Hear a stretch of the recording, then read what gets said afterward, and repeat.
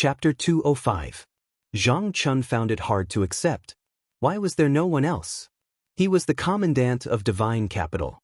He was the one who upheld justice for the people. He was also the one who faced the pressure from the Ministry of Justice alone. Yet, the Empress only rewarded Li Mu. She did not even mention him. Things should not be like this. Where was justice? Even if he did not want a house, 8 maidservants would do too. Li Mu was delighted to hear the charming woman's words. Of course, he was not happy about the 8 maidservants. He had only been in divine capital for a little more than 2 hours, and he had already received such a reward. This meant that he had entered the Empress's sight. He was one step closer to hugging her thigh. This time, the reward was a house and maidservants. Next time, it might be cultivation resources. Li Mu cupped his hands and bowed. "Thank you, Your Majesty." Ordinary people had to kneel when they saw the emperor. Cultivators only respected heaven and earth, not the emperor. Then, he said to the charming woman, "Sister, can I ask Her Majesty to take back those maidservants?" The charming woman glanced at him and asked, "Why? You don't want them?" If Lu Hanyan knew that Li Mu had 8 maidservants in divine capital while she was cultivating hard on Mount Bain, she would probably be jealous.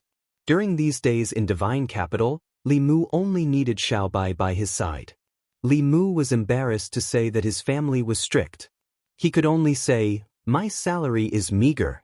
My family can't support so many people." The charming woman asked, "Do you want a house?" Li Mu immediately said, "Yes, of course." Without a house, where would Lu Hanyan and Wan Wan stay in the future? This reward solved a big problem for Li Mu. The charming woman nodded and said, "I'll return to the palace and report to Her Majesty." Li Mu sent her out of the government office. The charming woman suddenly stopped in her tracks and said in a low voice, "Be careful of the Zhou family." Li Mu was stunned.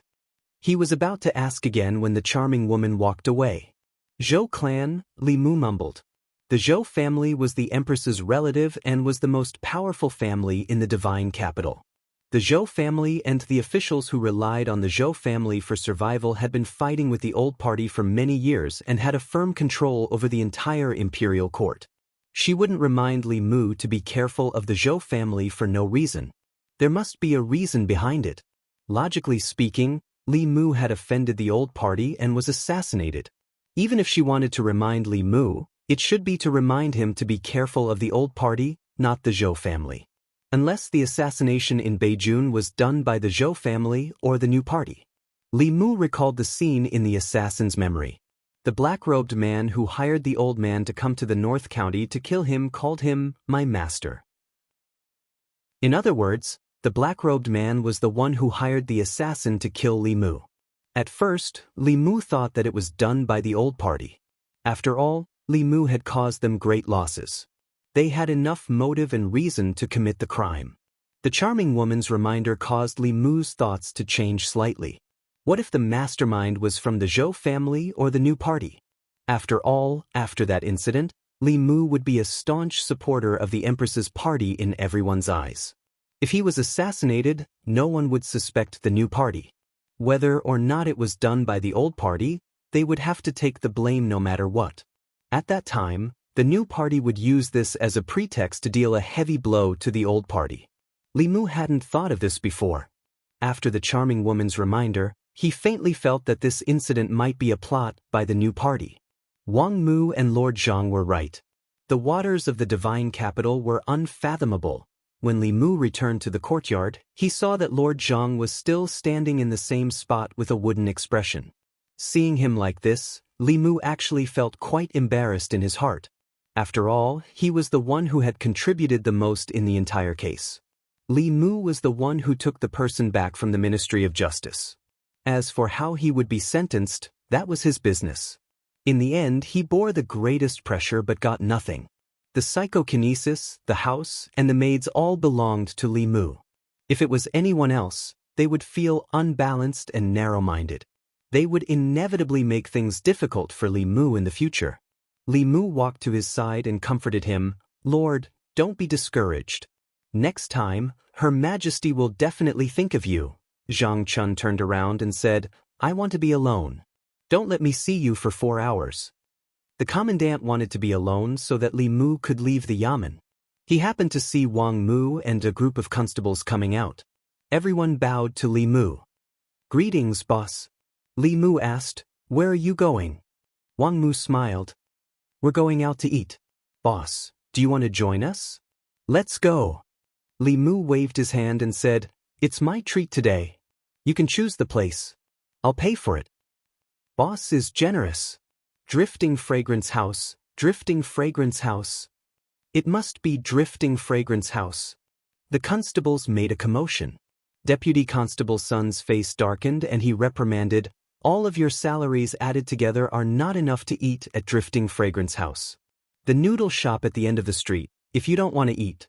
Although everyone was clamoring for Drifting Fragrance House, they still chose the noodle shop at the end of the street. A bowl of noodles cost 10 coins, which was much more expensive than the ones in Beijing. However, the total cost of a dozen people was less than 1 coin. Li Mu did not insist on going to Drifting Fragrance House.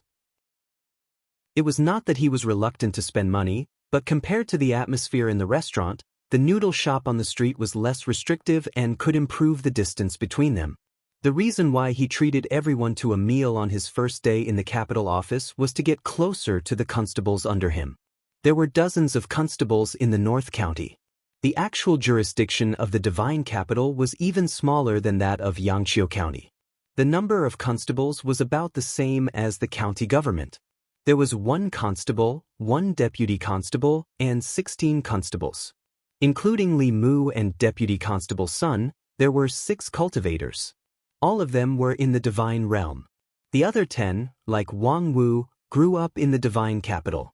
They inherited their ancestral business and were ordinary people who had never cultivated before. After Deputy Constable Sun sat down, he looked guilty. He cupped his hands at Li Mu and said, I was disrespectful to Constable Li just now. I apologize to you here. I hope you don't mind. At first, he still held a grudge against the imperial court for sending a constable out of nowhere and taking his position. However, after seeing the scene with his own eyes, he had to admit that Li Mu was brave. If it were him, he would definitely pretend that he did not see it. The capital office and the Ministry of Justice were on completely different levels. Li Mu gently stroked Xiao Bai in his arms and said to Deputy Constable Sun with a smile, let bygones be bygones. Constable Sun picked up his bowl and said, I'll use tea as wine to toast Constable Li. The other constables around also shouted. Boss is a real man. When have we ever held our heads high in front of the people from the Ministry of Justice? When we beat up that old man, it was so satisfying. Even I wanted to do it. Because there were too many government offices in the Divine Capital, the capital office's presence was extremely weak. It was so weak that many people had forgotten that there was such a government office. In the past, when they encountered something, they would avoid it. They had never experienced the feeling of many people standing behind them and cheering for them. Although all of this was not because of them, as constables of the capital office, it did not prevent them from sharing this glory. The noodles are here. The owner of the noodle shop smiled as he served a few bowls of noodles. Wang Wu picked up his chopsticks and asked curiously, why is there so much noodles today?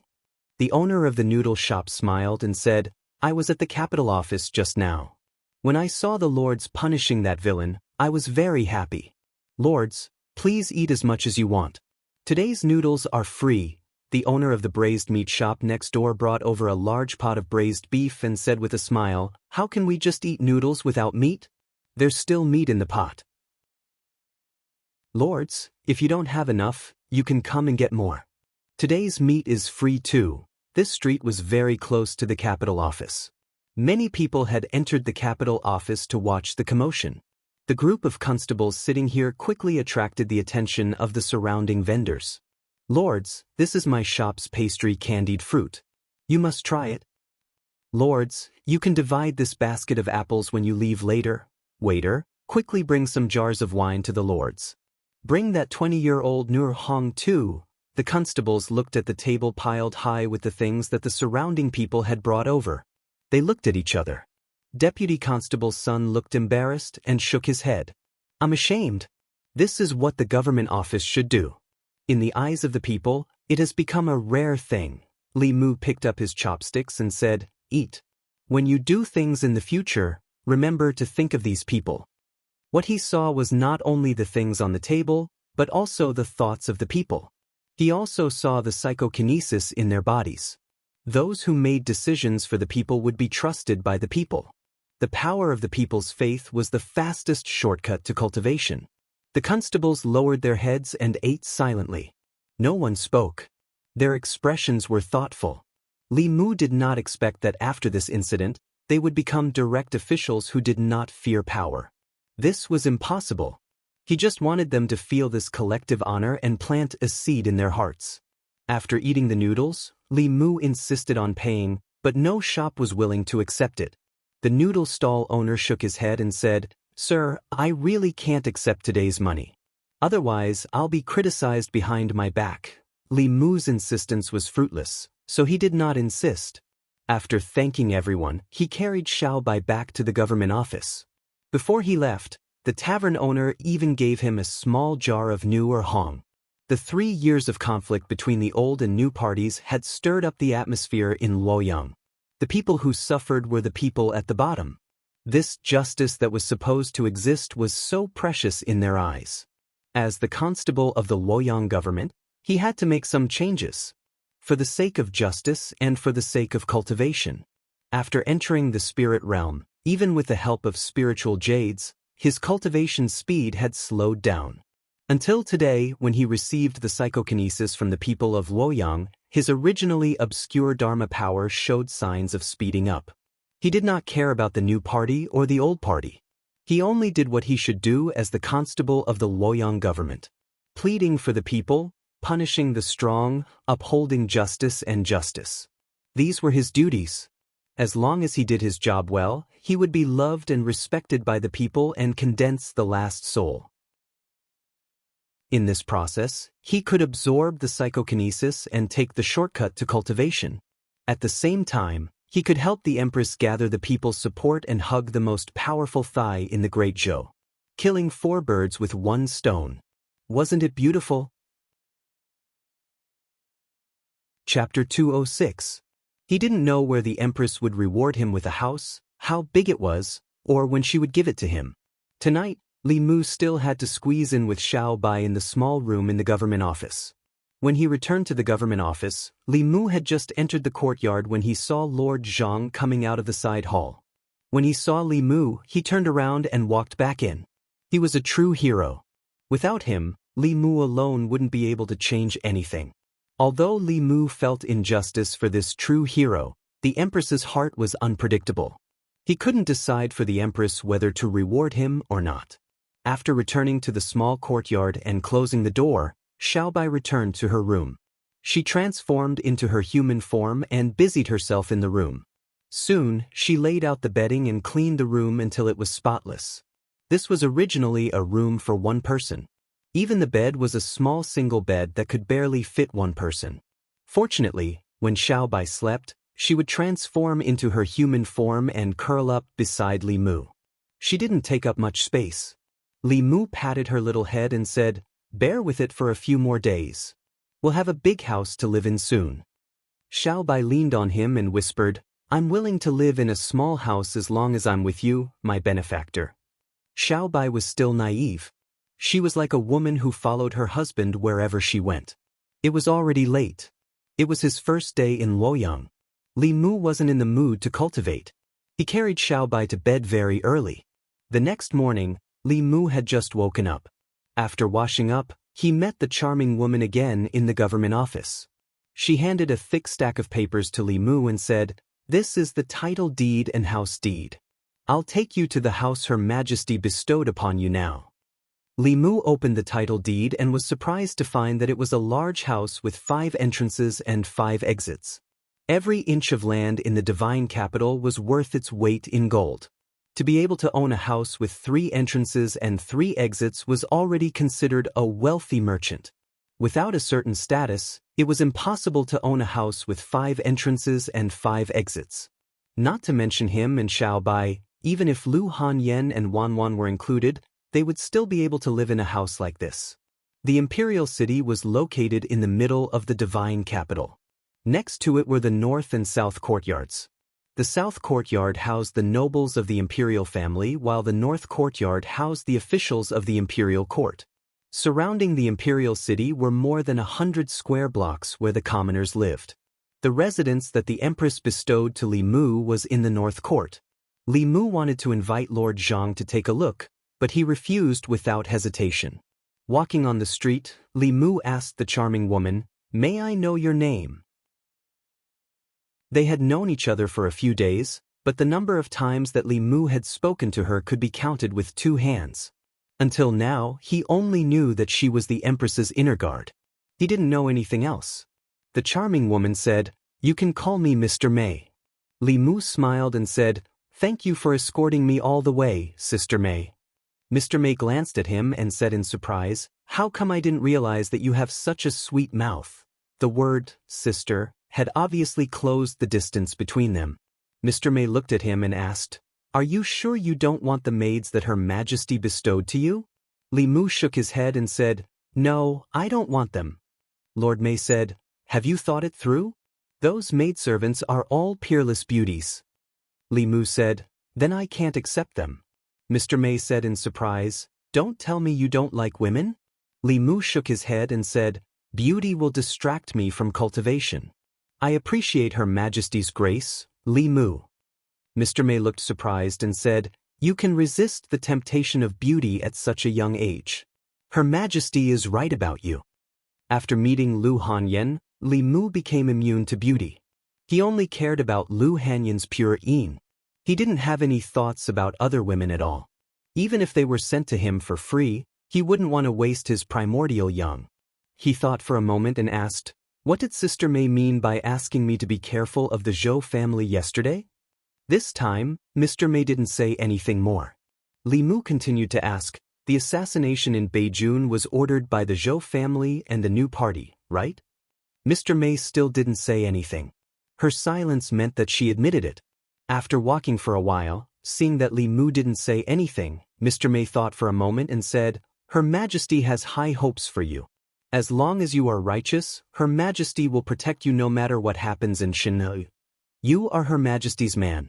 No matter if it's the new party or the old party, they can't touch you." Li Mu was slightly surprised and asked, "Her Majesty has high hopes for me?" He was just a small constable. What high hopes could Her Majesty have for him? Mr. May nodded and said, "Whether it's what happened in Beijing or what you did when you first came to Shindu, Her Majesty sees you in a new light. The Great Zhou is full of internal and external troubles. Her Majesty hopes that you can become a pillar of support for the people and a pioneer of justice." Li Mu didn't expect Her Majesty to value him so much. Did this mean that he had already found a powerful backer? As long as Her Majesty was still in that position, no one would dare to touch Li Mu's position. This way, he wouldn't have any worries and could do things without worry. He clasped his hands and said, "Li Mu won't let Her Majesty down." In order to reassure Li Mu, Mr. May continued, "As long as you can stay true to yourself and be loyal to Her Majesty, I believe that it won't be long before you become Her Majesty's inner guard. At that time, you will have more power and endless cultivation resources." Inner guards were Her Majesty's personal guards. Becoming an inner guard would naturally gain Her Majesty's trust and gain more benefits. Li Mu thought for a moment and realized another problem. All the inner guards he saw were women. This made him worried. He asked, "To become an inner guard, do I need to cleanse my body?"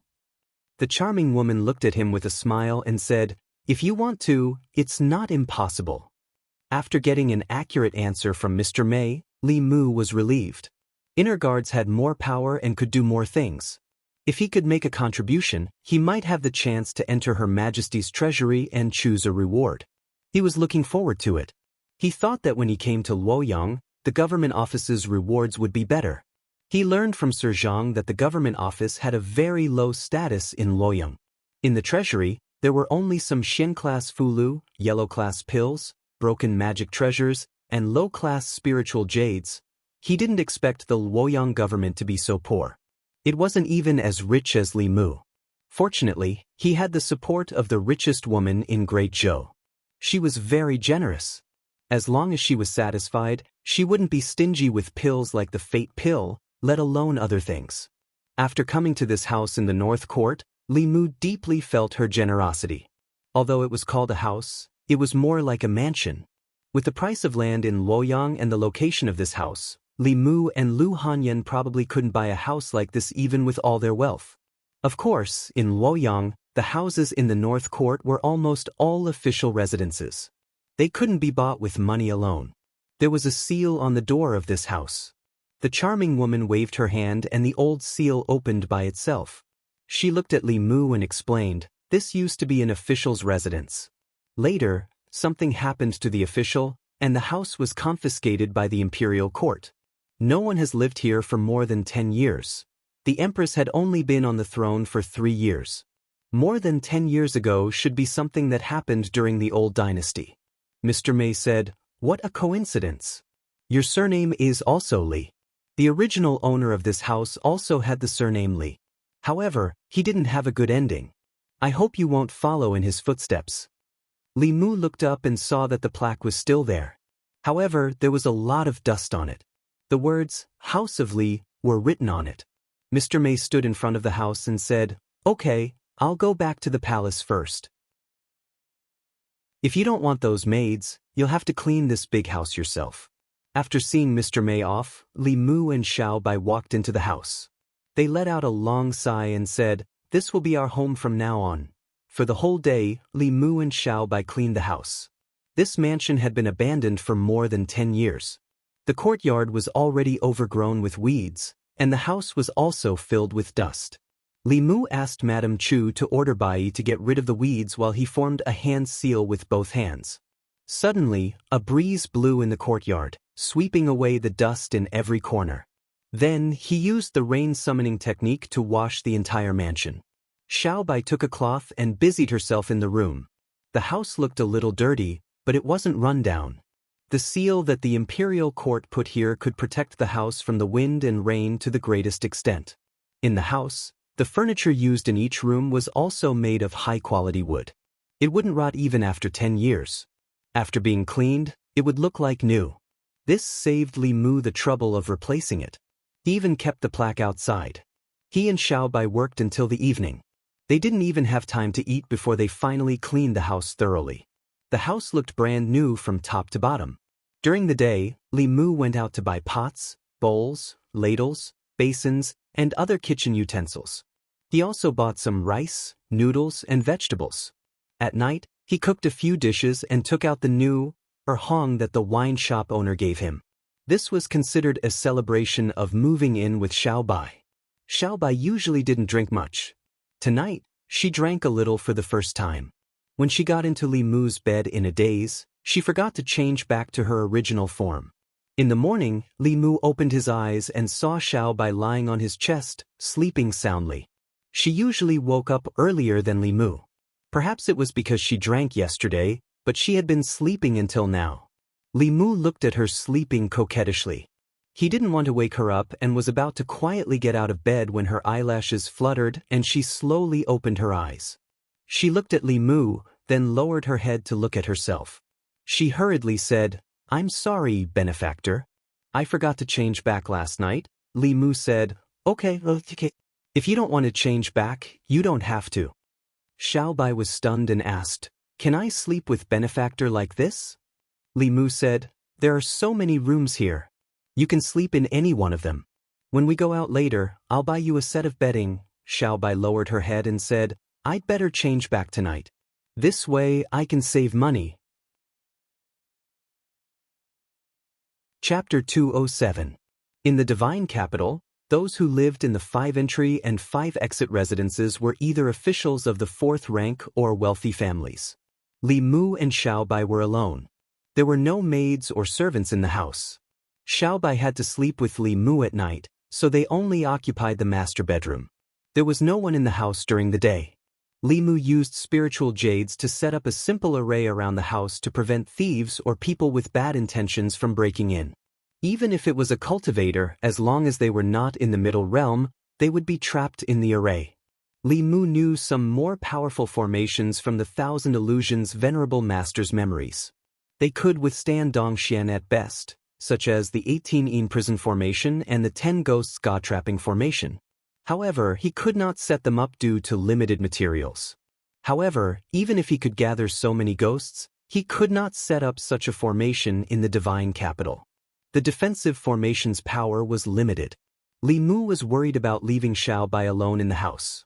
The new party had attacked Li Mu once in order to plot against the old party.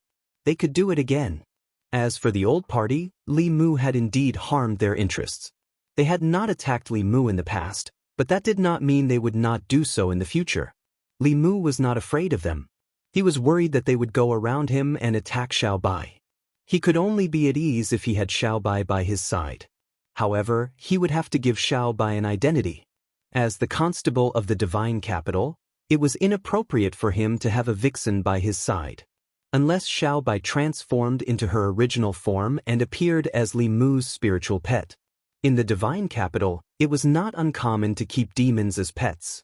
Many wealthy families would equip their disciples with spiritual pets. These demons would accompany them and provide them with protection. Li Mu did not want Xiaobai to appear as a spiritual pet. He knew that Xiaobai preferred to transform into a human. After arriving at the yamen, Li Mu applied for a bailiff uniform from official Zhang for Xiaobai to change into. Wearing this set of clothes, she was not so eye-catching when she was beside Li Mu. The uniforms of the fairy capital yamen constables were much nicer than those of Yangqiu County and North County. The colors were not uniform, and there were patterns embroidered on them. When Xiaobai wore them, the gentle and obedient little fox immediately turned into a valiant female constables. At this moment, as he looked at Xiaobai, Li Mu could not help but think of another figure. In this outfit, Xiaobai looked somewhat similar to Li Qing. Xiaobai pinched the hem of her uniform and twirled it in front of Li Mu. She was obviously very satisfied with this uniform. Li Mu hid some of his emotions and said, "In the future, when you're on a mission, you can follow me like this. In front of outsiders, you can call me Arrestor Li." Xiaobai puffed out her chest and raised her head. She said seriously, "Yes, benefactor." The relationship between her and Li Mu had long been deeply ingrained in her heart. It was difficult to change it in a short time. Li Mu did not bother about how to address her and said, "Come with me on patrol." If he wanted to gain the love and psyche power of the people, he had to be among them. It was useless to sit in the yamen. When Li Mu walked to the front yard, Zhang Chun poked his head out from the side hall and asked, "How's your house?" "It's okay." Li Mu smiled and said, "It's in the north garden, beside the imperial city. It's very quiet. There are 5 entrances and 5 exits, and there's even a back garden. It's too big, so it's not easy to clean." Bang! Without waiting for him to finish, the door to the side hall slammed shut. Li Mu shook his head and walked out of the yamen with Xiaobai. In the side hall, a woman pointed at his head and said disappointedly, "Look at him, and then look at yourself.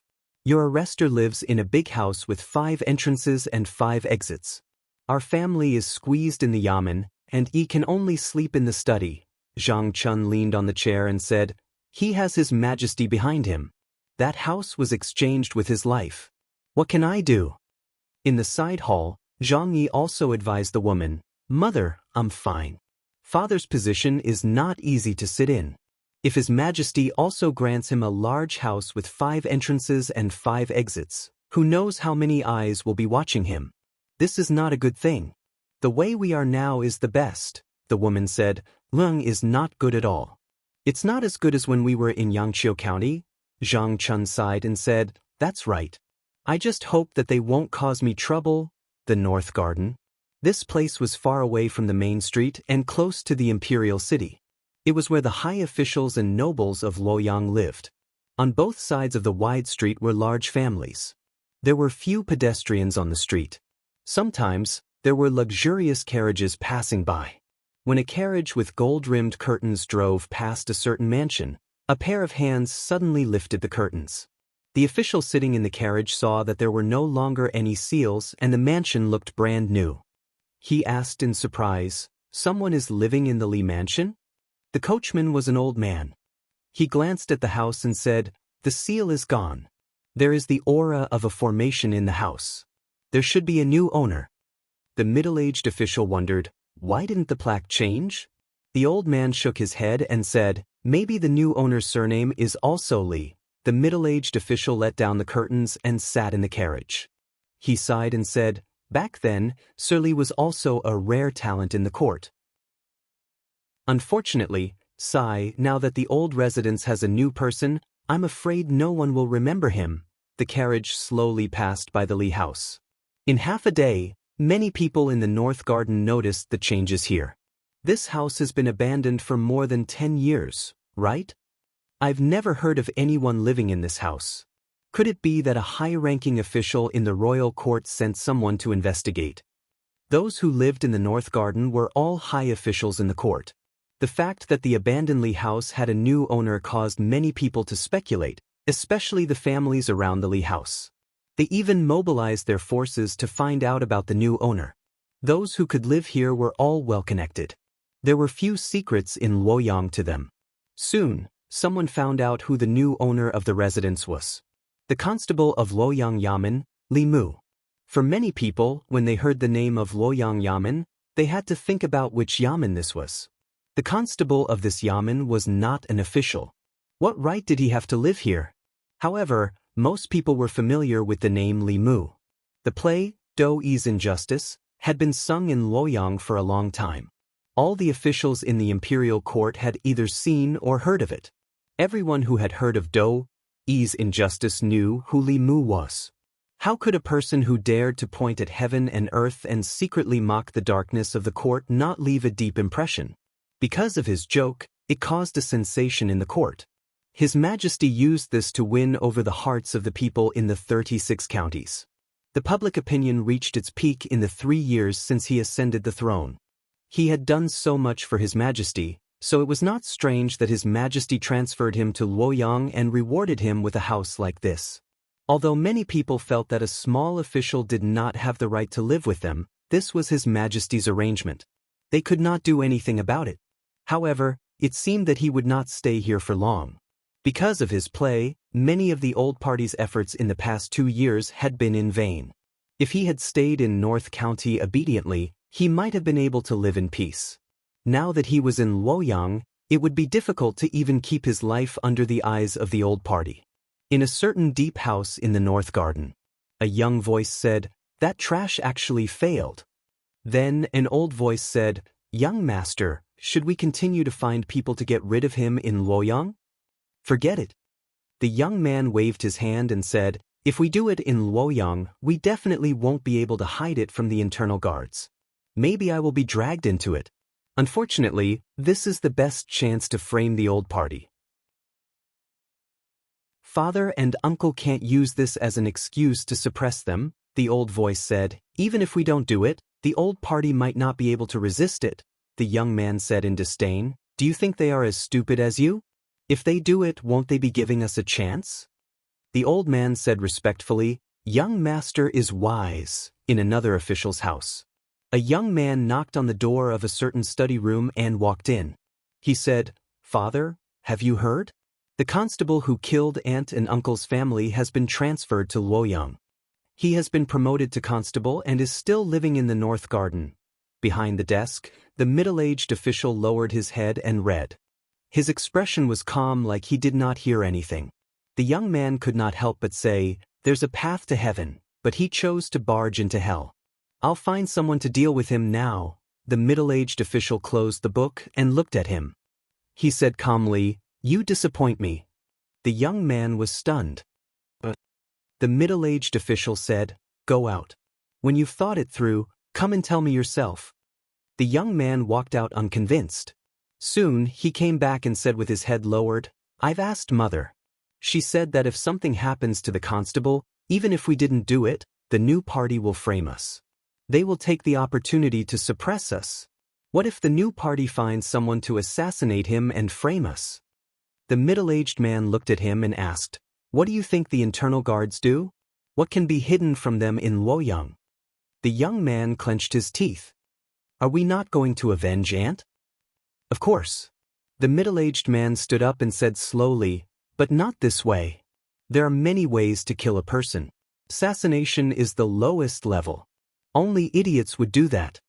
He picked up a piece of paper on the table. There was a sentence written on it. Those who carry the people's firewood should not be frozen to death in the wind and snow. Those who pave the way for justice should not be trapped in thorns. He twitched the corner of his mouth and showed a mocking smile.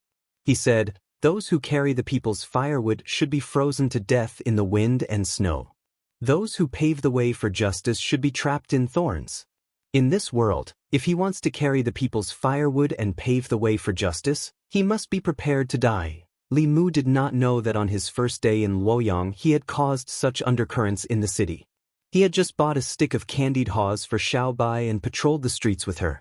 He smiled and responded to every citizen who greeted him.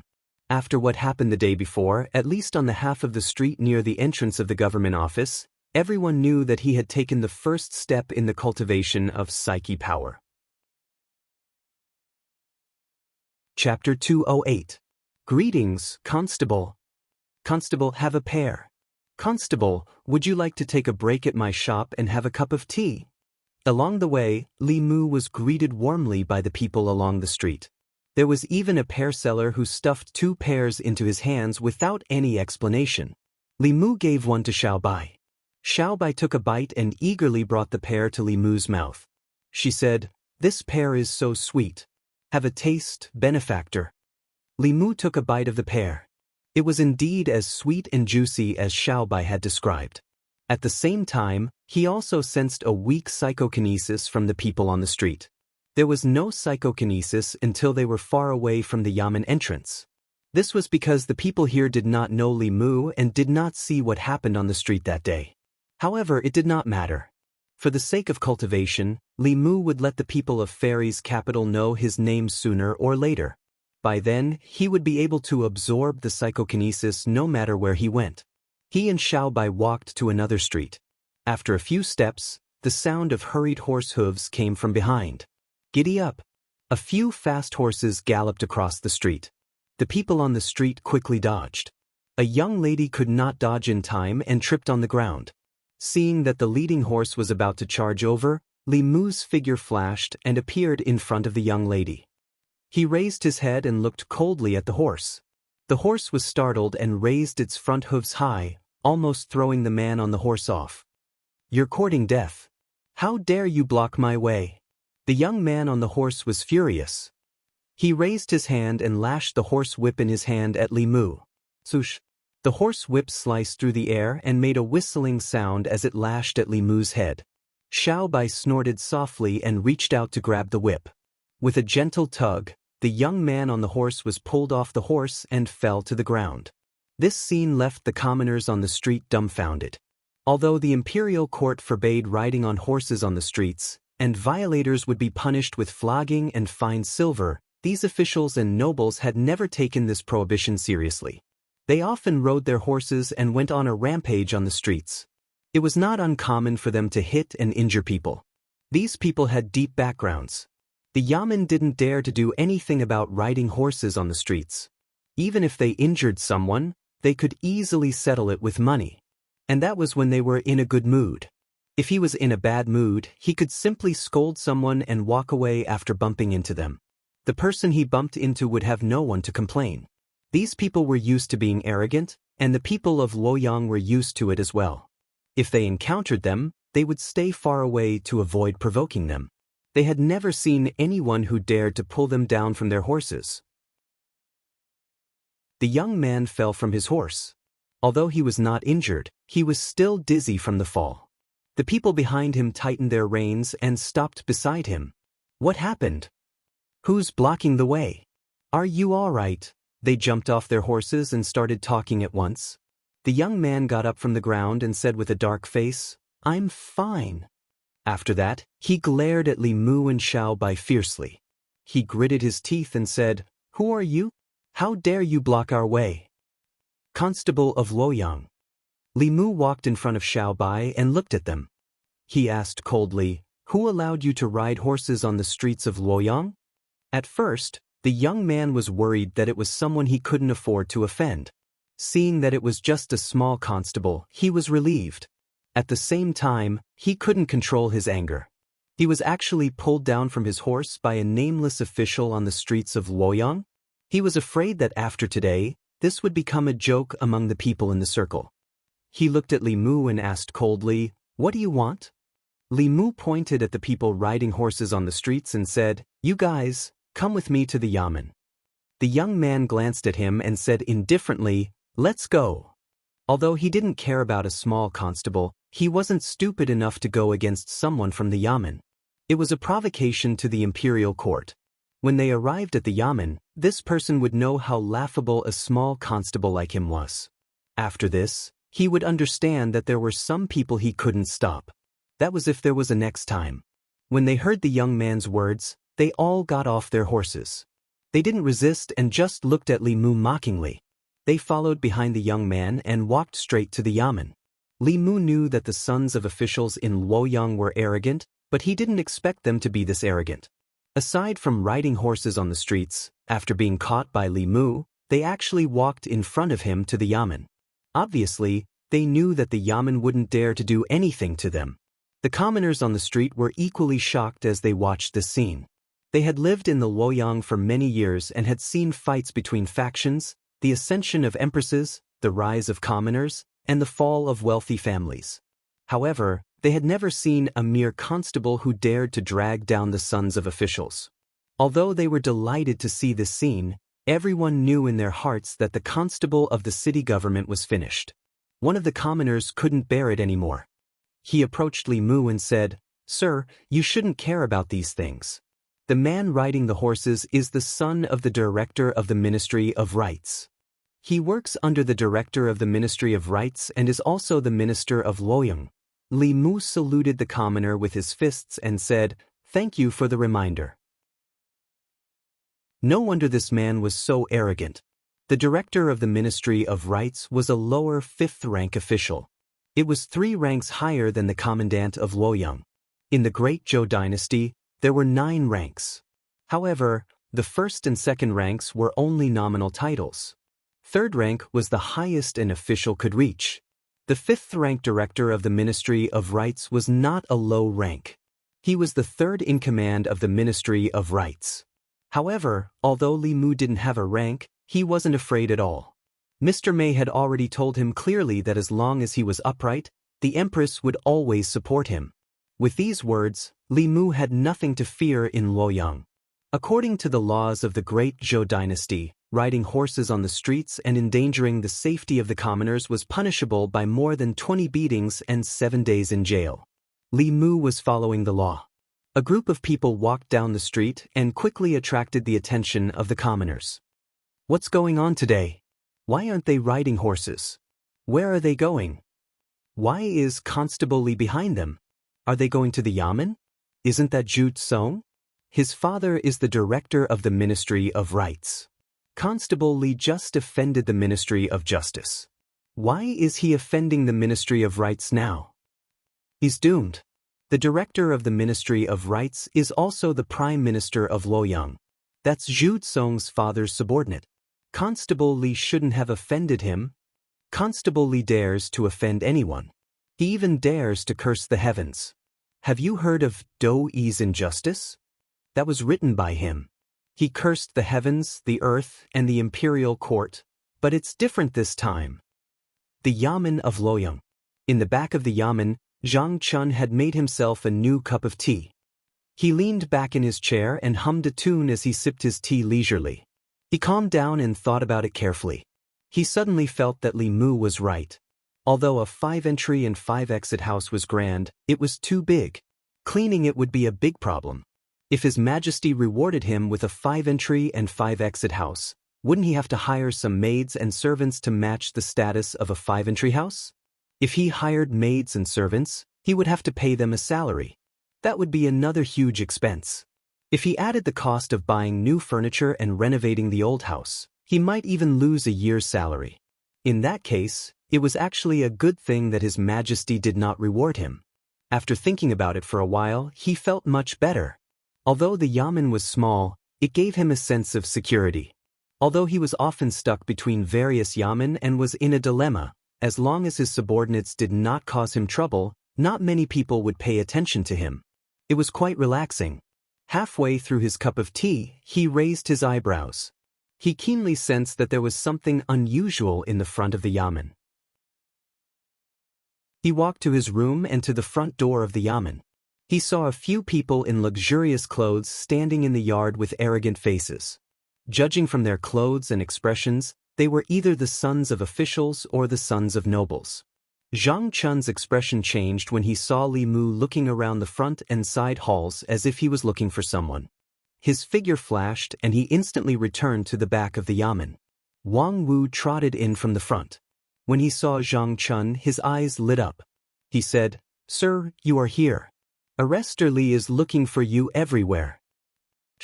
Zhang Chun made a shushing gesture and said, "Go out and tell Li Mu that I am not here." A moment later, Wang Wu walked to the front of the yamen. He looked at the sons of officials and then looked at Li Mu. He looked a little embarrassed. Li Mu walked over and asked, "Have you found Sir Zhang?" Wang Wu shook his head and said, "Sir asked me to tell you that he is not here." Chapter 209.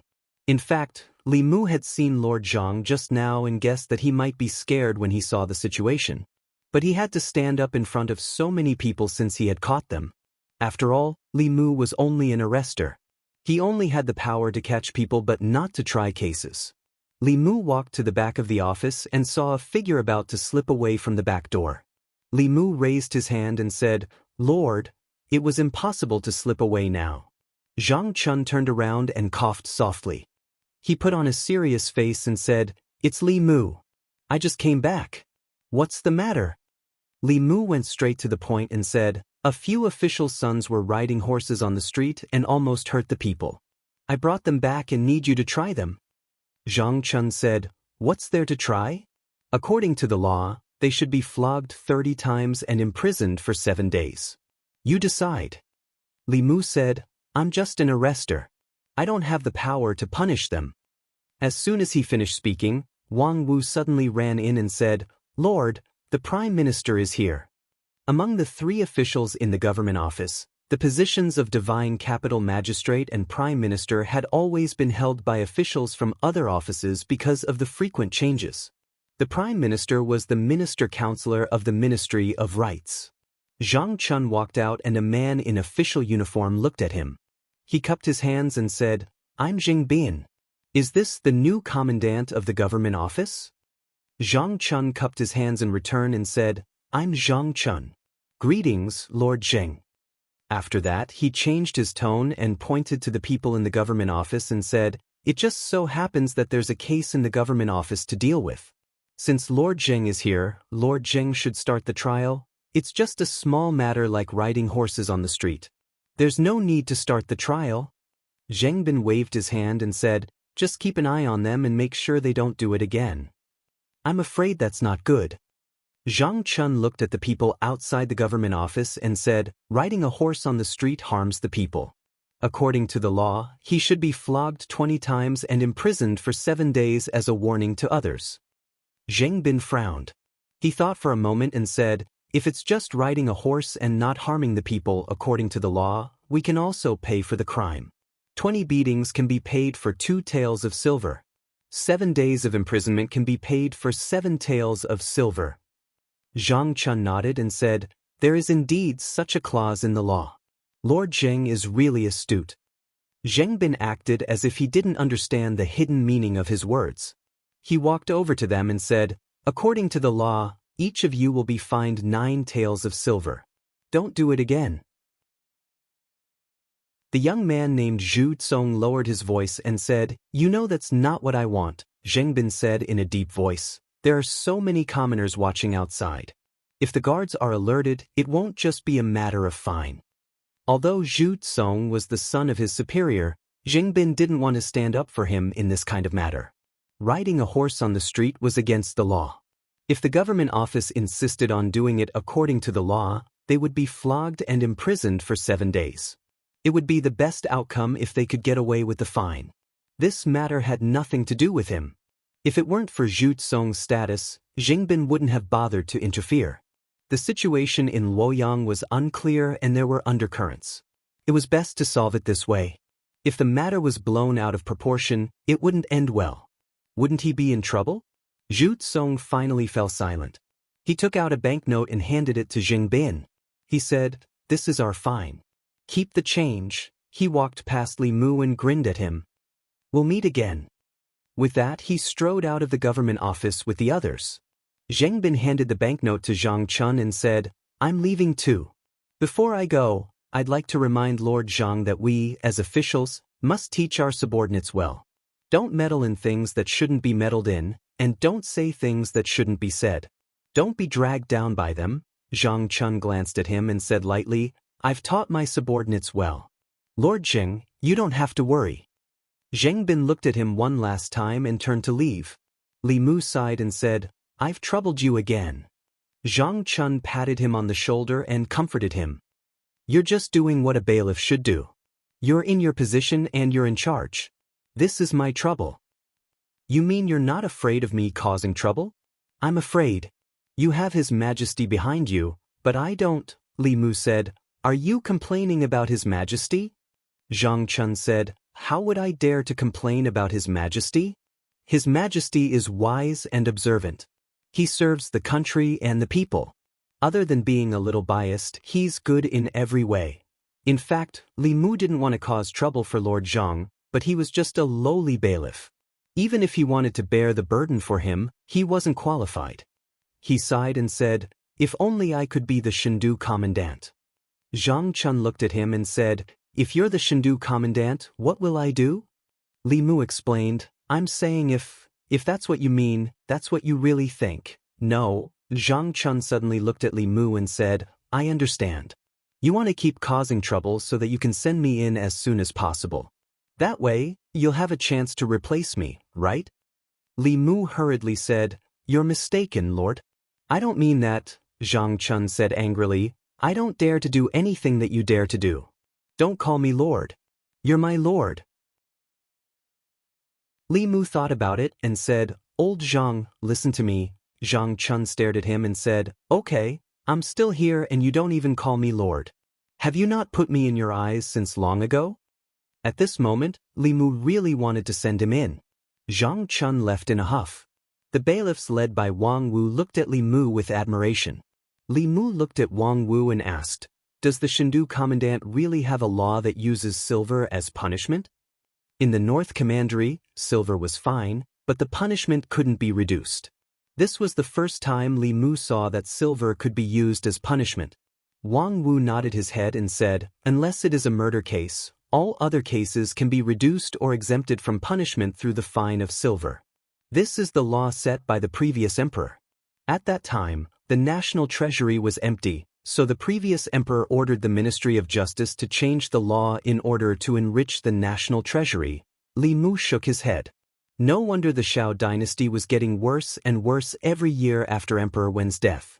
Even if it was a rich and powerful family that enjoyed special privileges, the dynasties that openly displayed such privileges all died very quickly in the end.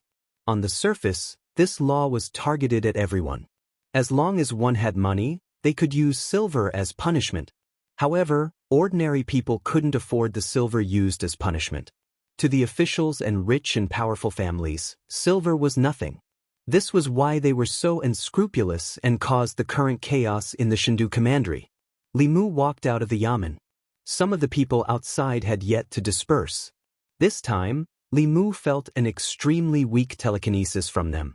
It couldn't be compared to when they punished the old man. It was clear that although Li Mu brought the officials' sons into the yamen, they swaggered out of the yamen. This would only make the people disappointed in the yamen and not trust it. Li Mu returned to the yamen and asked Wang Wu to find a thick law of the Great Zhou. After reading it carefully, he found this law. This was simply a way to let the privileged enjoy more privileges. The law that was supposed to protect the people had instead become a tool to oppress them. The decline of the Shao dynasty was not surprising.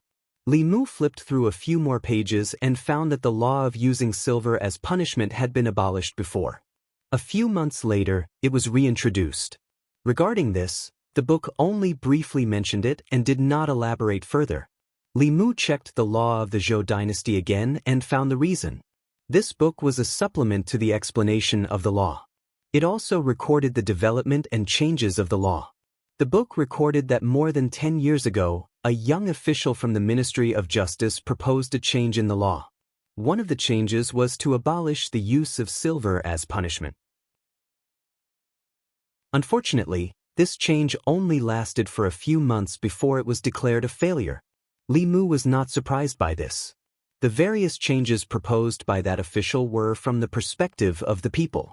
They harmed the interests of the privileged and would inevitably encounter unimaginable resistance. Li Mu walked out of the yamen with a helpless expression. As long as the law was still in place, he couldn't do anything to these people. As an arrestor, he had to act according to the law. The sound of hurried horse hooves came from the front. The young man galloped past Li Mu and turned his horse back. He said, "Isn't this arresterly?" "I'm sorry, I was riding on the street again." He had a mocking expression on his face. He threw down an ingot of silver and said, "I'm a just and law-abiding citizen.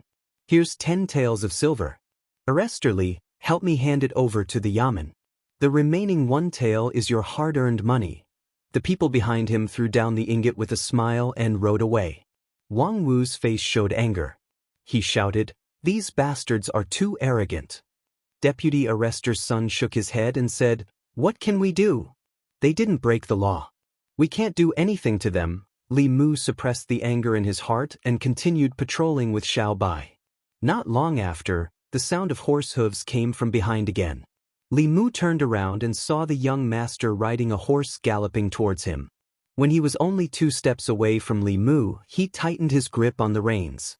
The handsome horse raised its front hooves abruptly and slammed down heavily. "What a coincidence, Arresterly. We meet again." He reached into his pocket and took out a banknote. He threw it to Li Mu and said, "This is 100 taels. I'll buy it 10 times. The rest is yours." The first time was a coincidence, but the third time was obviously an undisguised insult. The few arresters who followed Li Mu turned red, but they didn't dare to do anything. Wang Wu looked at Li Mu and said, "Boss, bear with it." Li Mu shook his head and said, "I really can't bear it. Some things could be tolerated, but some things could not. If he could swallow it after being insulted like this, how could he face Xuandu next time? How could he be qualified to call him brother?" Zhu Tsong was still riding on the horse with a mocking expression on his face. Suddenly, he felt his chest tighten and was pulled off the horse. Li Mu's right hand moved like a shadow and slapped Zhu Tsong's face left and right. In the blink of an eye, Zhu Tsong's head swelled. Li Mu kicked him away and took out an ingot of silver from his pocket and threw it at him. "You're fined 10 taels of silver for fighting on the street. Keep the change. We're so close, so don't be polite with me." Chapter 210. Wang Wu trotted over and picked up the silver on Zhu Tsong's body. He handed it to Li Mu and said, "Boss, half of this silver belongs to the yamen. If he wants it, he has to go to the yamen." Li Mu put away the silver ingot again. Although he was not short of money, he still felt distressed to spend it so wastefully. Zhu Tsong's eyes bulged out of their sockets. He pointed at Li Mu and shouted, ****. Because of his swollen face, no one could hear him clearly. From the moment Zhu Tsong rode his horse to the moment Li Mu dragged him down and beat him up, everything happened so quickly that by the time the onlookers realized what had happened, Zhu Tsong's head had already turned into a pig's head. At this moment, the other riders behind Zhu Tsong hurried over. The expression of a middle-aged man following behind the horse changed slightly. He took out a jade bottle and poured out a pill for Zhu Tsong to consume. As soon as the pill entered his mouth, the swelling on Zhu Tsong's face quickly subsided and returned to normal. Zhu Tsong pointed at Li Mu and said angrily, "Break his legs. I have plenty of money to pay for it." The middle-aged man had the cultivation base of the spirit concentrator realm. He stared at Li Mu but did not make a move. The constable of the government office must also be a cultivator, and his cultivation level should not be lower than that of the immortal realm cultivator. He had no confidence in winning. Moreover, Zhu Tsong was backed by his father, Zhu Qi, the director of the Ministry of Rights. Zhu Tsong was only a bodyguard hired by the Zhu family. He could not bear the consequences of attacking a constable in public. If something happened, the Zhu clan would definitely not protect him. He looked at Li Mu and said, "Sheriff, you've gone too far." Li Mu glanced at him and said, "Is it true that in Luoyang, only the son of a doctor is allowed to set a fire and others are not allowed to light a lamp? He broke the law first and then replaced it with silver. Why can't I?" That being said, the process was not like that. Even if he was fined, he had to go through the Yaman's trial and punishment. Zhu Tsong thought he was arrogant enough, but he didn't expect the Luoyang Yaman's arrestor to be even more arrogant. It seemed that he couldn't use force, but he couldn't just let the loss of face go. He looked at Li Mu one last time and said coldly, "Just you wait." With Zhu Tsong leading the way, a group of people led their horses and quickly left. The surrounding commoners suddenly burst into cheers. "Well done. My lord is mighty. These lawless bastards should have been beaten long ago." Li Mu could feel the dense psyche power of the people, causing the mana in his body to rapidly circulate. He regretted that he didn't act earlier. The best way to deal with these arrogant people was to be even more arrogant than they were. Wang Wu stood beside Li Mu and said worriedly, "It's over, it's over."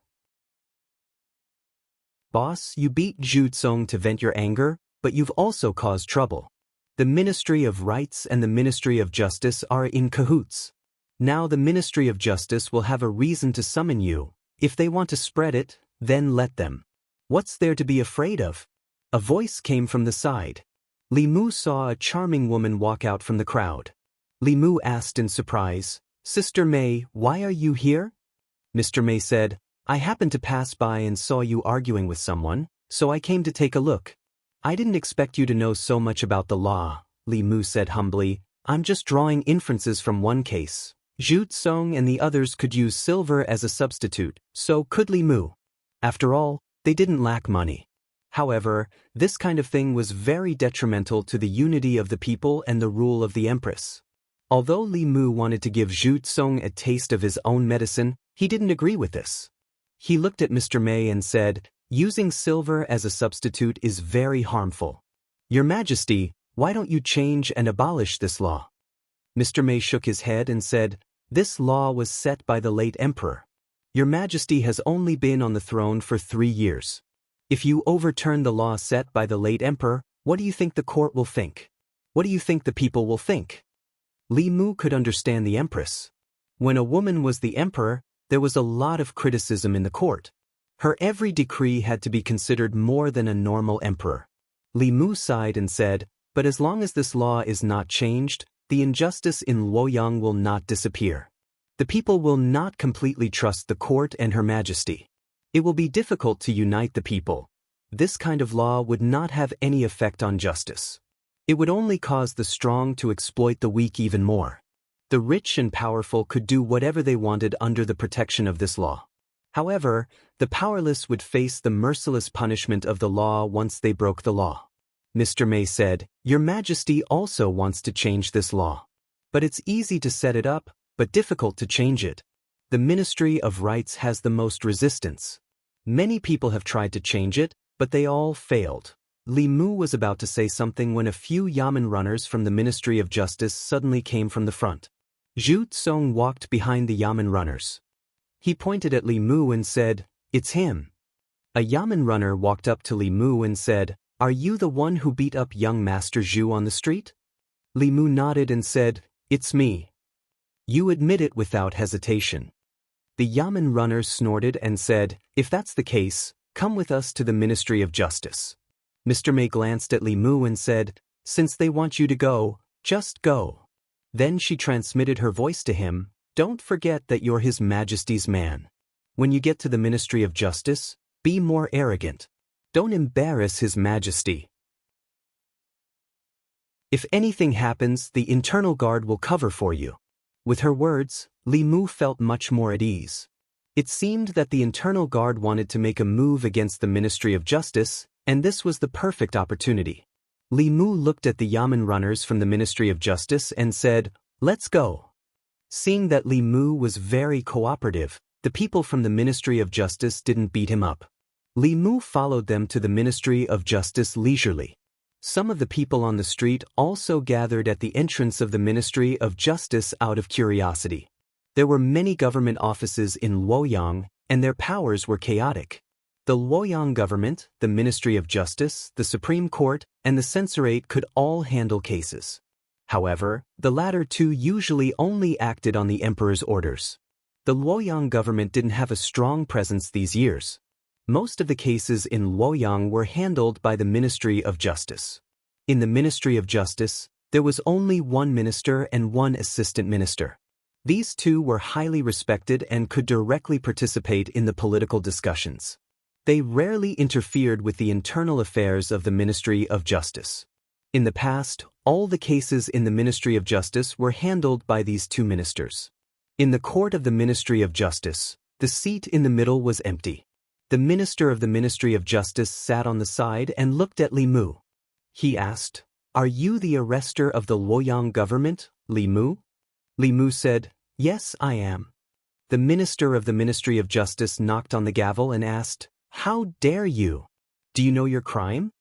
Li Mu said, "Sir, what crime have I committed?" The minister of the Ministry of Justice said, "You beat up the son of an official on the street, and you dare say you're not guilty?" Li Mu raised his head and looked directly at him. He said in a neither servile nor overbearing tone, "This person has repeatedly ridden a horse on the street. Instead of being ashamed, he is proud of it. He trampled on the law and insulted the dignity of the imperial court. Shouldn't he be punished?"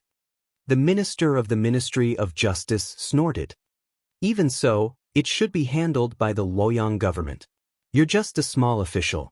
What right do you have?" Li Mu pointed at him and said, "This person trampled on the law and insulted the imperial court.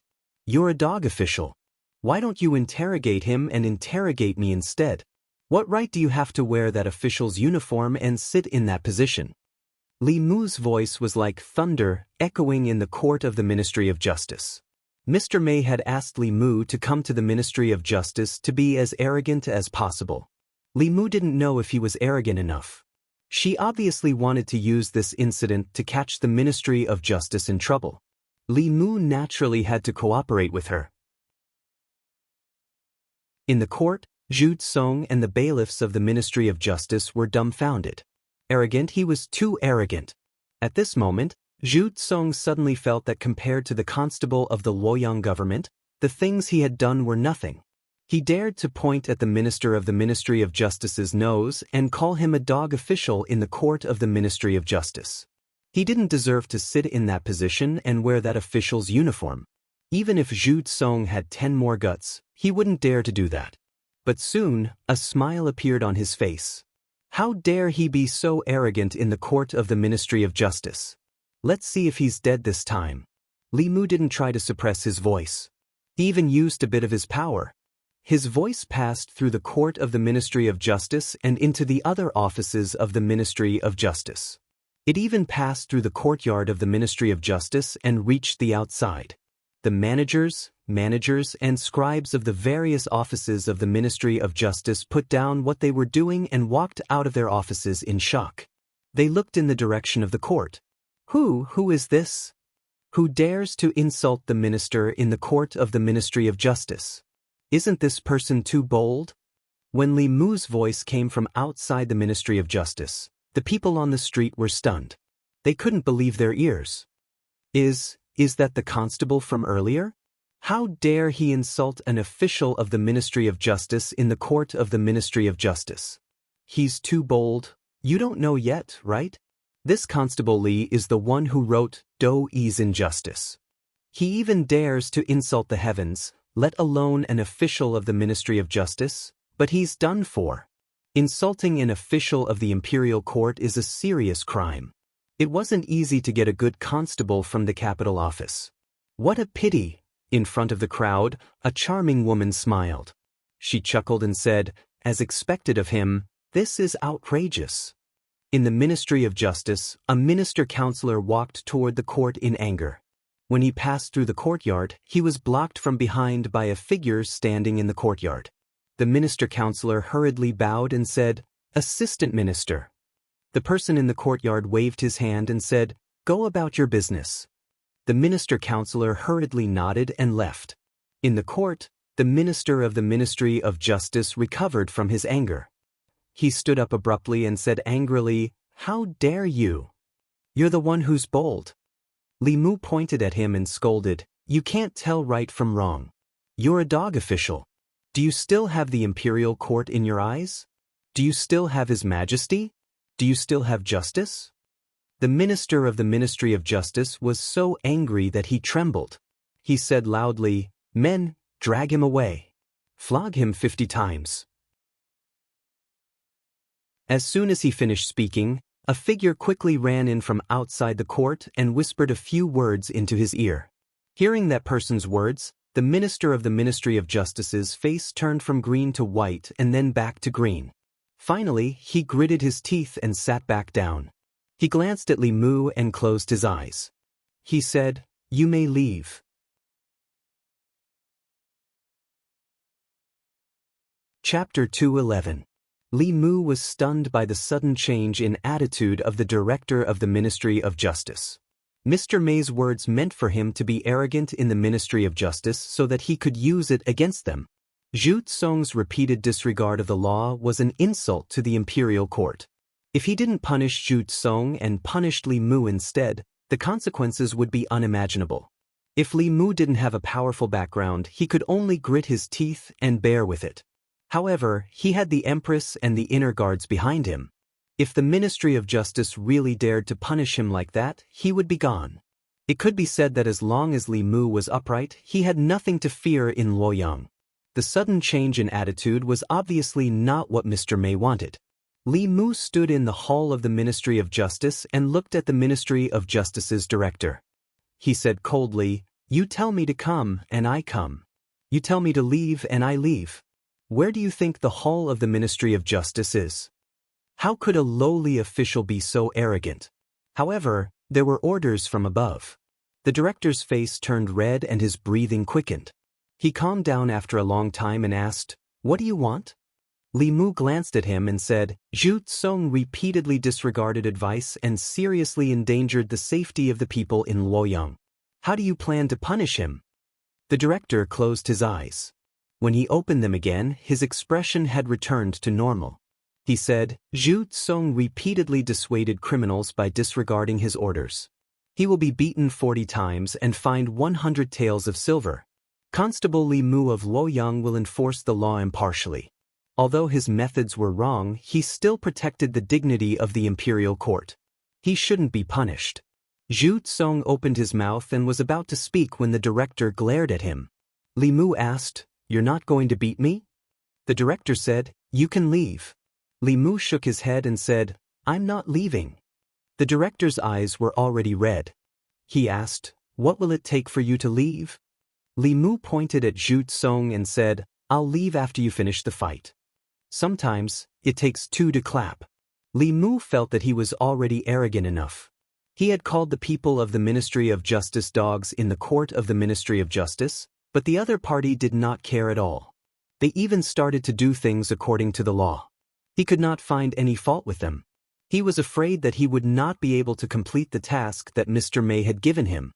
The director of the Ministry of Justice took a deep breath and pointed at Zhu Kang, "Drag him out and execute him." The director of the Ministry of Justice was a good friend of his father, but he showed no mercy. Zhu Tsong obviously realized something. He didn't dare to say anything and let the 2 runners take him out. Soon, screams could be heard from the courtyard. Li Mu walked to the courtyard of the Ministry of Justice, crossed his arms, and looked down at Zhu Tsong being beaten. His attitude was very arrogant. Zhu Tsong was just an ordinary person who had not cultivated.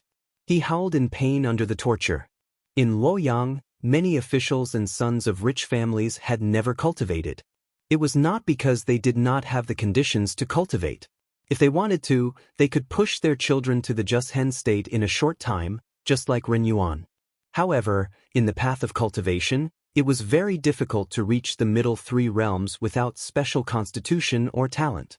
These people had enjoyed the riches of the mortal world since they were young.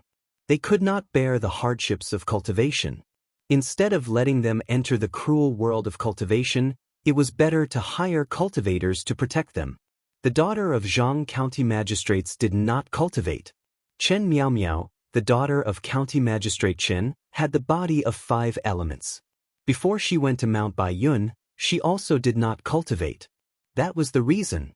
Because Li Mu was watching, the 2 runners of the Ministry of Justice did not dare to go too easy on Zhu Kong. With their years of experience, they would not hurt Zhu Tsong badly, but the pain of the flesh was unavoidable. After 40 beatings, Zhu Tsong passed out. The director of the Ministry of Justice looked at Li Mu and asked through gritted teeth, "Is that enough?" Li Mu knew that the people of the Ministry of Justice had already done so much. Today's matter would probably end here. If he continued to force Zhu Tsong, he would be the one to lose justice. Goodbye. Li Mu saluted the director of the Ministry of Justice with his hands folded. He took one last look at Zhu Tsong and strode out. Outside the Ministry of Justice, more than 100 people gathered there and looked at Li Mu with respect and admiration. He dared to beat up the son of an official on the street and scold the officials of the Ministry of Justice in the court of the Ministry of Justice. Only he, who was not afraid of heaven and earth, could do such a thing. Not only that, but he also forced the Ministry of Justice to enforce the law impartially and walked out of the Ministry of Justice unscathed. It was so unbelievable that many people's jaws dropped. Li Mu stood at the entrance of the Ministry of Justice and took a deep breath. He was almost intoxicated by the thick psyche power. In the courtyard of the Ministry of Justice, the director of the Ministry of Justice watched Li Mu walk out. He almost spat out a mouthful of blood. He looked at the person beside him and gritted his teeth. "Assistant Minister, why did you let him go?" The Assistant Minister of the Ministry of Justice shook his head and said, "There are internal guards outside. If this matter is not handled properly, the Ministry of Justice will have something on us. I'm afraid the internal guards have already set their eyes on the Ministry of Justice. If you don't handle today's matter well, you'll probably be on the way to the internal guards prison." Hearing this, the director of the Ministry of Justice was stunned at first. Then he shuddered and quickly said, "Thank you for your reminder, sir. You're so considerate."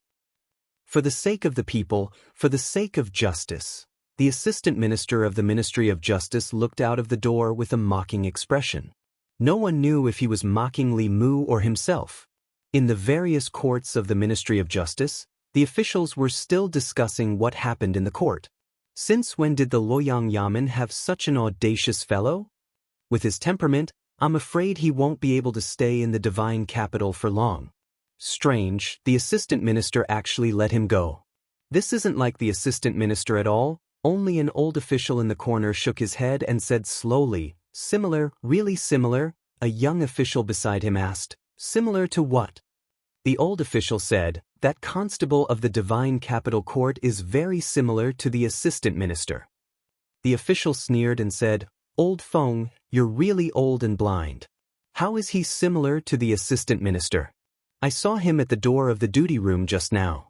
He's very handsome and doesn't look like the assistant minister at all." The old official shook his head and said, "More than 10 years ago, there was a young minister counselor in the Ministry of Justice. He also scolded the director of the Ministry of Justice back then as a corrupt official." The official was stunned and asked, "Which minister counselor was so bold to scold the director? He lost his position later, right?" The old official smiled and said, "The minister counselor then is the current assistant minister." On the streets of the divine capital, Li Mu apologized to the charming woman. "I'm sorry. Maybe I wasn't arrogant enough and didn't complete the task." The charming woman shook her head and said, "I heard it outside. You were arrogant enough and didn't embarrass His Majesty. You didn't find a chance this time, but there will be a next time." This was the first time Li Mu experienced the feeling of having someone behind him. No wonder the officials, nobles, and sons of wealthy families in the divine capital always liked to bully others. They were as arrogant as they could be. If they didn't have to take responsibility for their arrogance, then they would indeed be very happy and satisfied psychologically. These people were born with things that many people couldn't have in their entire lives. They didn't need to work hard and could enjoy luxurious food and clothing. They didn't need to cultivate and had cultivators by their side. Even the law protected them. They were rich in money, power, and material things. Some people began to pursue morbid psychological satisfaction. To a certain extent, these people's excessive privileges over the common people was the root of the fierce conflicts in the divine capital. If he could solve this problem, the psyche power he obtained from the common people would be enough to save Li Mu years of hard cultivation. After returning to the government office, Li Mu found the Law of Great Zhou, Commentary on the Law of Zhou, and other books about the law. When he was in Yangqiu County and North County, Li Mu was in charge of arresting people, judging cases, and passing down punishments. It was the job of the county magistrate and the county captain. After coming to the divine capital, Li Mu gradually realized that there was no harm in familiarizing himself with the law. If he wanted to overturn the law of using silver as a substitute for crime, he first had to understand the development and changes of this law. This law was created during the time of the previous emperor.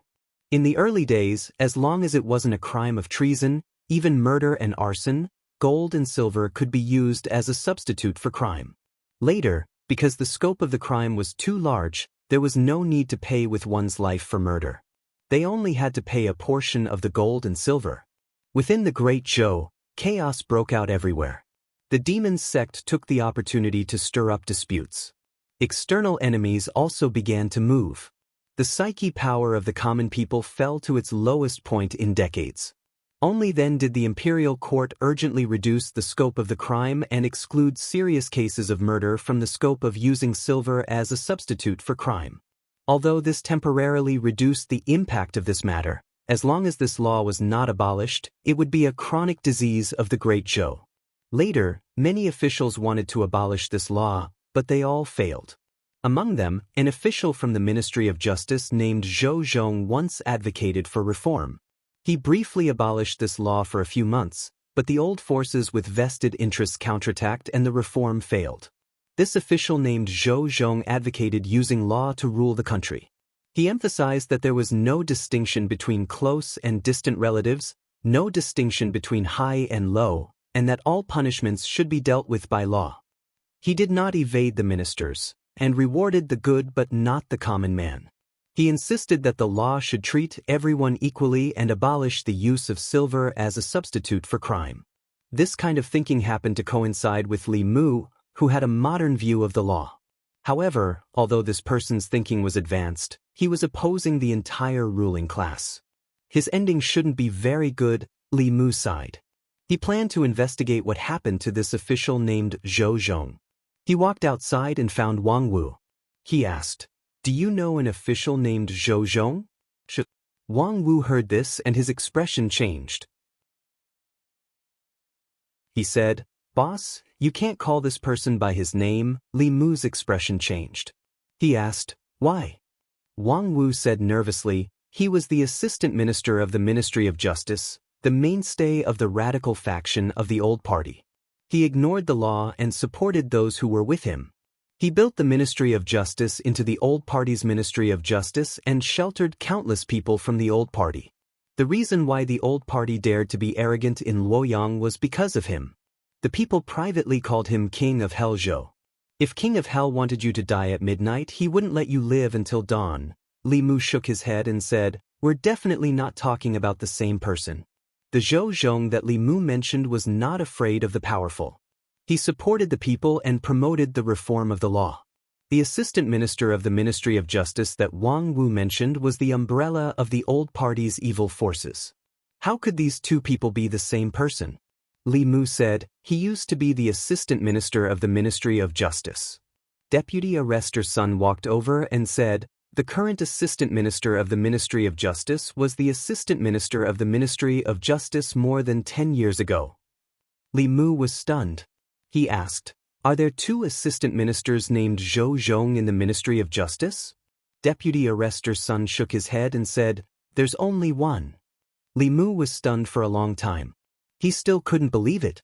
After confirming it again and again, Li Mu had to admit that they were talking about the same person. The Zhou Zhong who dared to challenge the power and promoted the reform of the law in the name of justice was the king of Hell Zhou who inverted black and white, mixed up right and wrong, sheltered the evil forces, and caused the people of Luoyang to turn pale when they heard the law. The young man who slayed the dragon back then had become an evil dragon.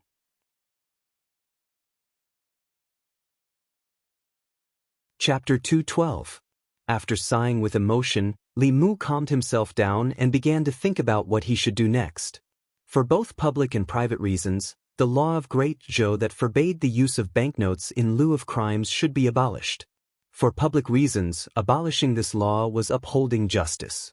For private reasons, if Li Mu could casually throw a few banknotes at the Yamen's people and swagger out of the Yamen, how would the people trust him and the Yamen? If he couldn't convince the people, he wouldn't be able to obtain psychokinesis from them. However, for more than 10 years, countless knowledgeable officials had tried to abolish this law, but they all failed.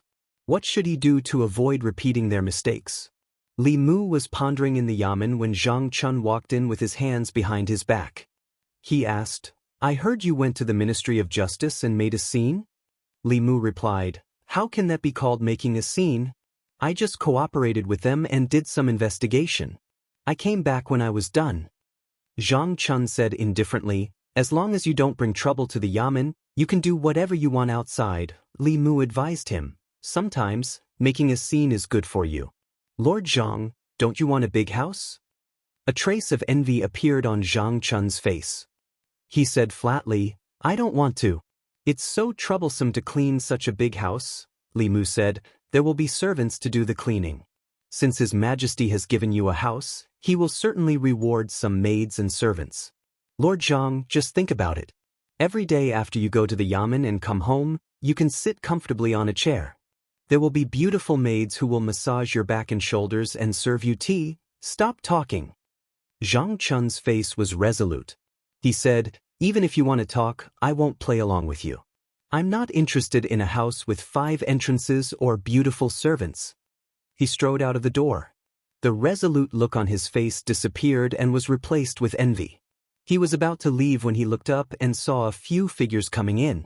The one walking at the front was the one he had seen before, one of the 8 commanders of the internal guards, Lord Mei. He was followed by a few people who were carrying a pair of things in their arms. Zhang Chun's face lit up. Could it be that His Majesty finally remembered him after rewarding Li Mu? He stepped forward with a smile and said, "Greetings, Mr. Mei." The charming woman looked at him and asked, "Li Mu is not here?"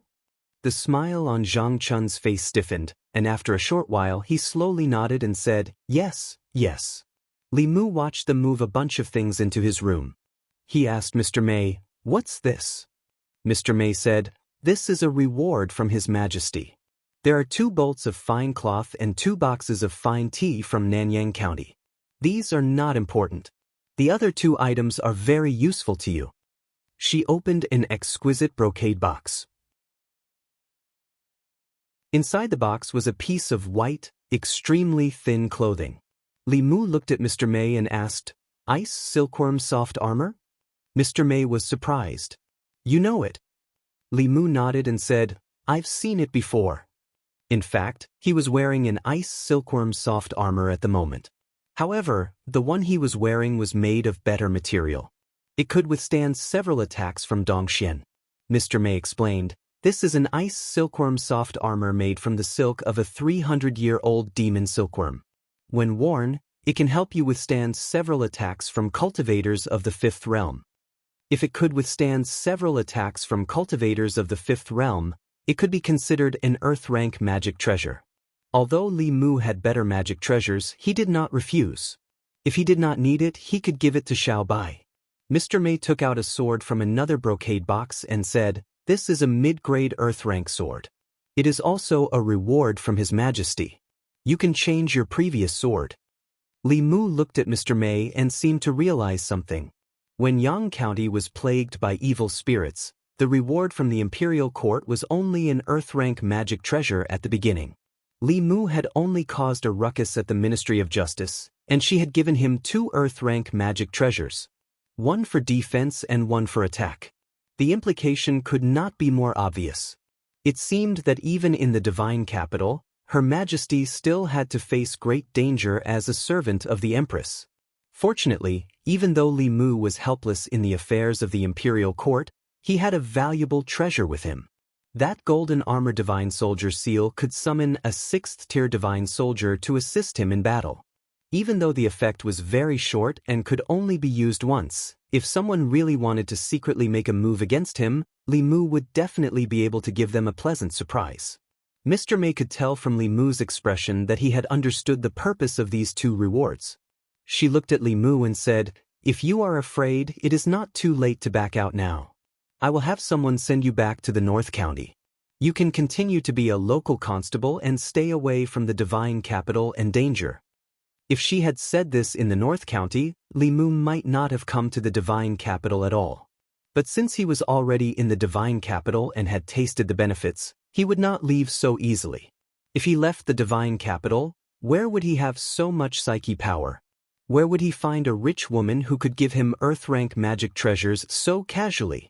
There is nothing to be afraid of. Li Mu looked straight at Mr. May and said, "As long as His Majesty does not betray me, I will not betray His Majesty."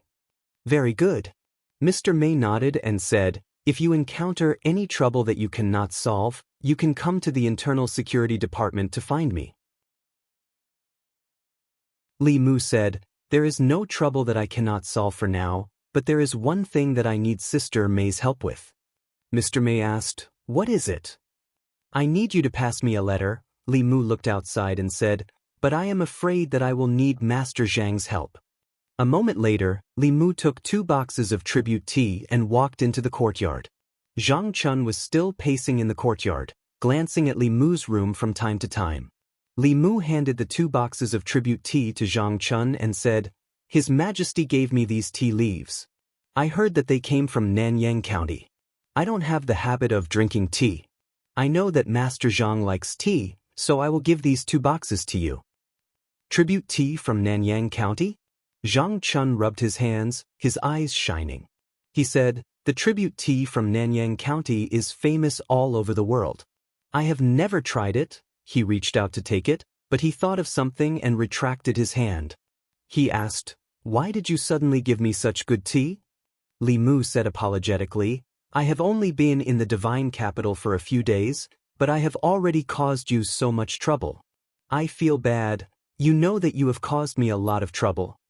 Zhang Chun accepted the tea leaves with relief and said, "Since you said so, I will accept these 2 boxes of tribute tea." Seeing that Zhang Chun accepted the tea leaves, Li Mu said, "Actually, I have a small matter that I would like to trouble you with. I knew you would not be so kind." Zhang Chun glanced at him, but he could not bear to part with the 2 boxes of tribute tea. He said, "What is it? Tell me, it is not a big deal." Li Mu said with a smile, "I would like to ask you to write a letter to abolish the law of using silver as punishment." "I can't help you. Goodbye." Zhang Chun hugged the tea boxes and left decisively without looking back. Li Mu said, "After this is done, His Majesty will reward you with a house." Zhang Chun still did not look back. His figure soon disappeared. Li Mu stood where he was and continued to wait. If he wanted to fight a war, he first had to figure out who his enemy was. If he wanted to abolish this law, he first had to know where the obstacles came from. It was not difficult to figure this out. He just had to ask someone to propose to abolish this law and bring it to the imperial court for discussion. Those people would jump out on their own. Li Mu was just a constable. He did not even have the right to make suggestions. Although the internal guards had great power, they were an executive organization that belonged to His Majesty. They did not directly participate in the matters of the imperial court. Although Zhang Chun did not have the right to attend the imperial court, he had the right to participate in the memorial. As long as Mr. May passed his letter to the imperial court through the internal guards, Li Mu's plan could be carried out. The matter of abolishing the use of silver in lieu of crime was often mentioned, so the memorial he handed out wouldn't attract too much attention. If he was not willing to help, Li Mu's plan would be much more troublesome. Li Mu looked in the direction where Zhang Chun left and continued to wait. Soon, Zhang Chun's figure appeared again. He asked, "A letter to the imperial court and a house?" Li Mu nodded. Even if His Majesty did not reward him, he would take out some of the treasures he had plundered from the county yamen and sell them. He would also help Zhang Chun get a house. Zhang Chun took out a letter from his sleeve and handed it to Li Mu. He said, "I'll trust you this time. Don't lie to me." When he sent Mr. Mei away, Li Mu briefly mentioned that Commandant Zhang of the Luoyang Yamen enforced the law impartially and was upright for the people. Even though his family of 3 was squeezed into a small yard in the Yamen, he still cared about the people. He was a role model for the officials in the imperial court.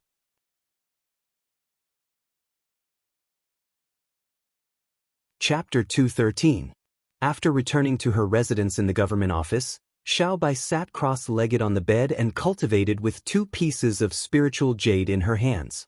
Li Mu took out the ice silk soft armor and the earth-rank flying sword that the Empress had bestowed upon him. He walked to the bedside and said, "You can wear this soft armor. You can also change that sword from before." Xiao Bai shook her head repeatedly. No, this is a gift from Her Majesty to benefactor." Li Mu said, "Be good. Just take it when I tell you to. I have better things." Lu Hanyan and Wan Wan were on Mount Baiyun and did not lack treasures. Xiao Bai only had the sword that Li Mu had given her from the government office. The Empress's reward this time was just enough to help her upgrade her equipment. Li Mu took out Xiao Bai's previous sword and swung it at the Earth-grade flying sword. The Earth-grade flying sword was undamaged, but a chip appeared on the previous sword. The difference in quality of magic treasures was very difficult to make up for with nurturing. Xiao Bai obediently put on the soft armor and put away the flying sword. She said, "Thank you, benefactor." Li Mu sat on the bedside and patted her head. He said, "We're family. There's no need to thank me." Xiao Bai rubbed her head against Li Mu's hand. Li Mu sat cross-legged on the bed and cultivated with her. Before the inner guard had news, all he had to do was wait. During this time, he planned to use the mental power in his body to cultivate. By now, Li Mu had a deep understanding of mental power. This power existed in his body and could increase the speed at which he guided spiritual qi. Whether it was guided from heaven and earth or absorbed from spiritual jade, it was several times faster than when he did not use mental power. In other words, this was using hard work to make up for the lack of innate talent. Some cultivators with mediocre aptitude and no special constitution could cultivate as fast as those with pure yin, pure yang, and 5 elements bodies if they were supported by a large amount of telekinesis. There were many ways to obtain psychokinesis. Buddhists could enlighten the world, Taoists could exterminate demons and devils, the imperial court could govern the country, or like Li Mu, punishing evil and upholding justice for the people, they could obtain psychokinesis from the people. There were also some heretical sects that established their own sections. They obtained psychokinesis by fooling the common people and recruiting believers. In the end, psychokinesis was just a kind of subjective emotional power produced by humans. If the common people were brainwashed and became fanatical believers of the heretical path, the psychokinesis they produced would be several times or even dozens of times that of a normal person. These corrupt path believers were the most dangerous. With just the slightest bit of enticement, they would disregard their own lives and do some extremely dangerous things. Therefore, the imperial court had always spared no effort to exterminate this kind of heretical cultivation.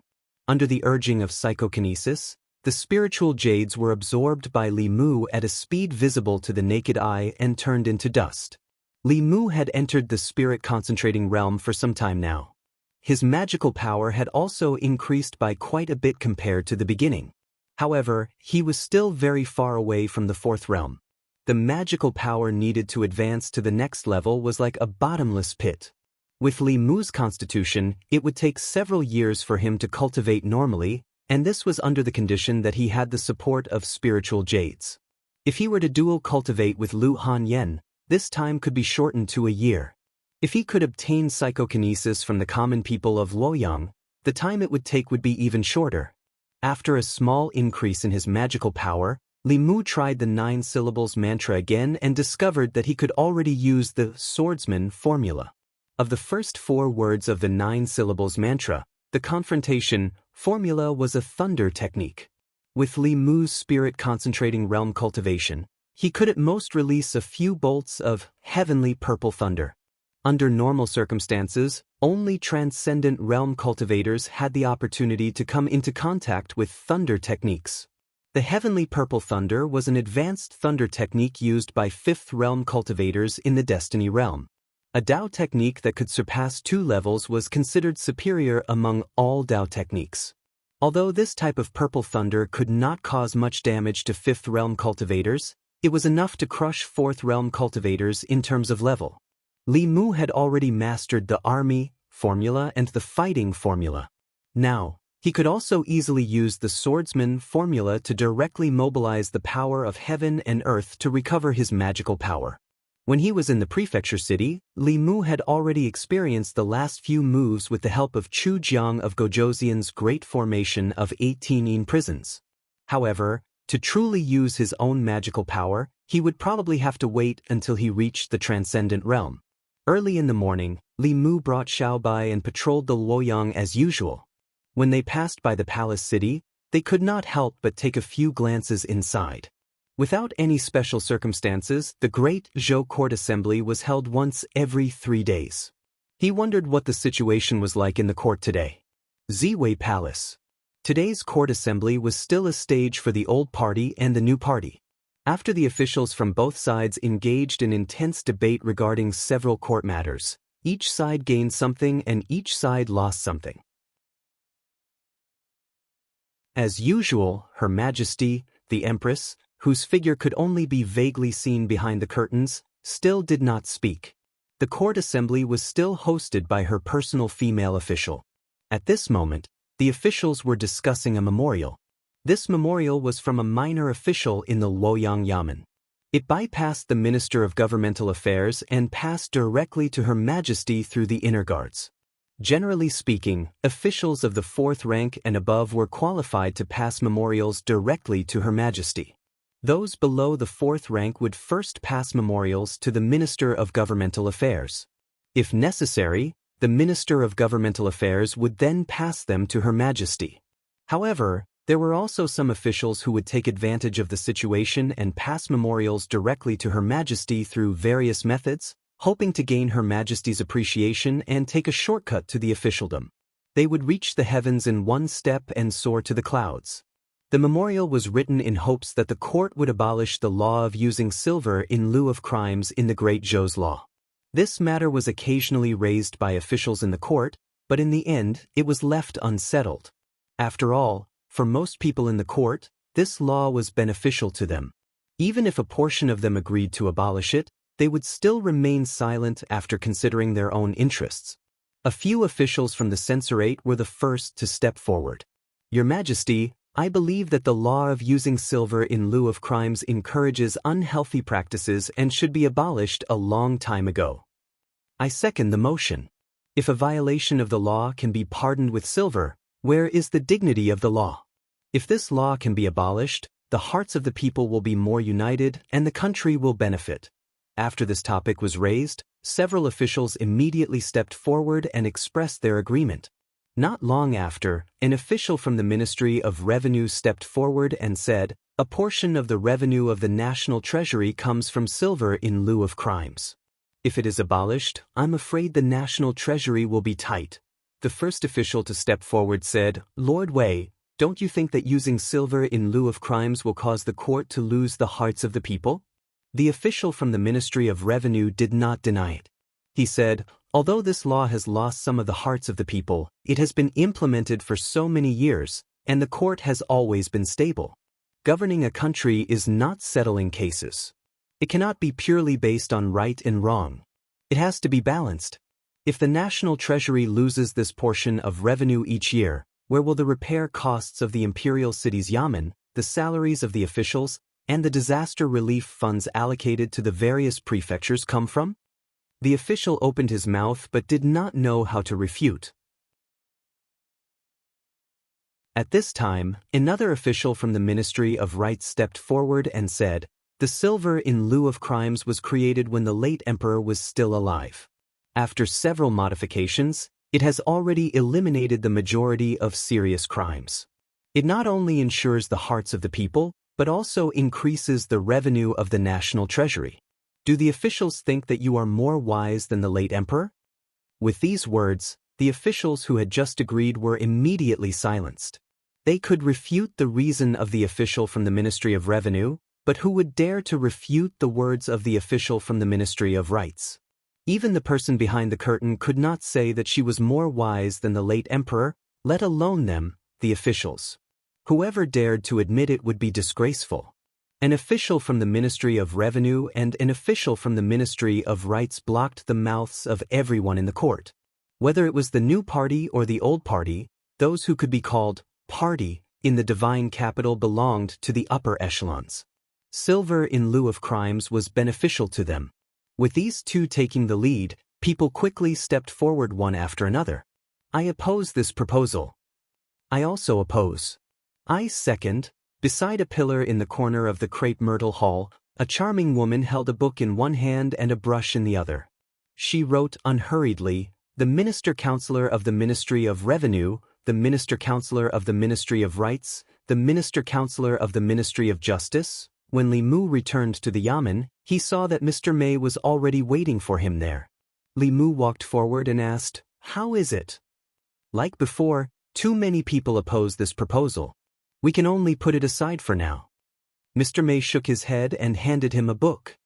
The leaders of the opposition are all written here. Li Mu inquired about the situation in the imperial court today from her, and also learned some detailed information. The Ministry of Revenue's reason was not based on any evidence. As long as the punishment was combined or the amount was increased, the problem of the national treasury's revenue could be solved. The problem with the silver in lieu of crimes was not that the punishment was silver, but that only the punishment was used for crimes. Since those people did not care about the silver, they might as well punish them more. The national treasury's revenue in this area would not decrease but increase. As for the Ministry of Rights' reason, it was purely baseless accusations. If the rules set by the previous emperor could not be changed by the descendants, then society would not be able to progress. These were all excuses they came up with. Mr. May said, "Actually, this is not a big deal. Most of the officials above the 4th rank do not care and did not participate. The ones who really oppose are the 5th and 6th rank officials. Their positions are not high, but they are very difficult to deal with. Do you have any ideas?" Li Mu thought for a moment and said, "I do have an idea, but it will cost more silver. I wonder if your Majesty can reimburse me?"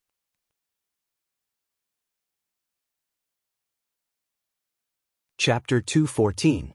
After getting a definite answer from Mr. May, Li Mu was relieved. Lu Hanyan was not by his side, so he had to be frugal with his spending. He had to ask the Empress for reimbursement for this kind of official expenses. He walked to the front office and found Wang Wu. Wang Wu stood up and asked, "Boss, what's the matter?" Li Mu asked, "Are you familiar with the officials and nobles in Shindu?" Wang Wu nodded and said, "Of course I am. In our line of work, we can have nothing, but we can't be blind. We have to be clear about who we can offend and who we can't. If one day we offend someone we shouldn't, we won't be able to wear this uniform anymore." It seemed that Wang Wu was the right person. Li Mu asked, "Do you know the Minister-Counselor of the Ministry of Revenue?" "The Ministry of Revenue has 2 Minister-Counselors," Wang Wu said. "Under the Ministry of Revenue, there are 3 Minister-Counselors. Under the Ministry of Revenue, there are 3 Minister-Counselors. Their official positions are half a rank higher than our Commandant Darren." Mr. May seemed to have expected Li Mu to have this question. He even thoughtfully put a bracket after the Minister-Counselor of the Ministry of Revenue with the word Wei in the bracket. Li Mu said, "Minister-Counselor Wei."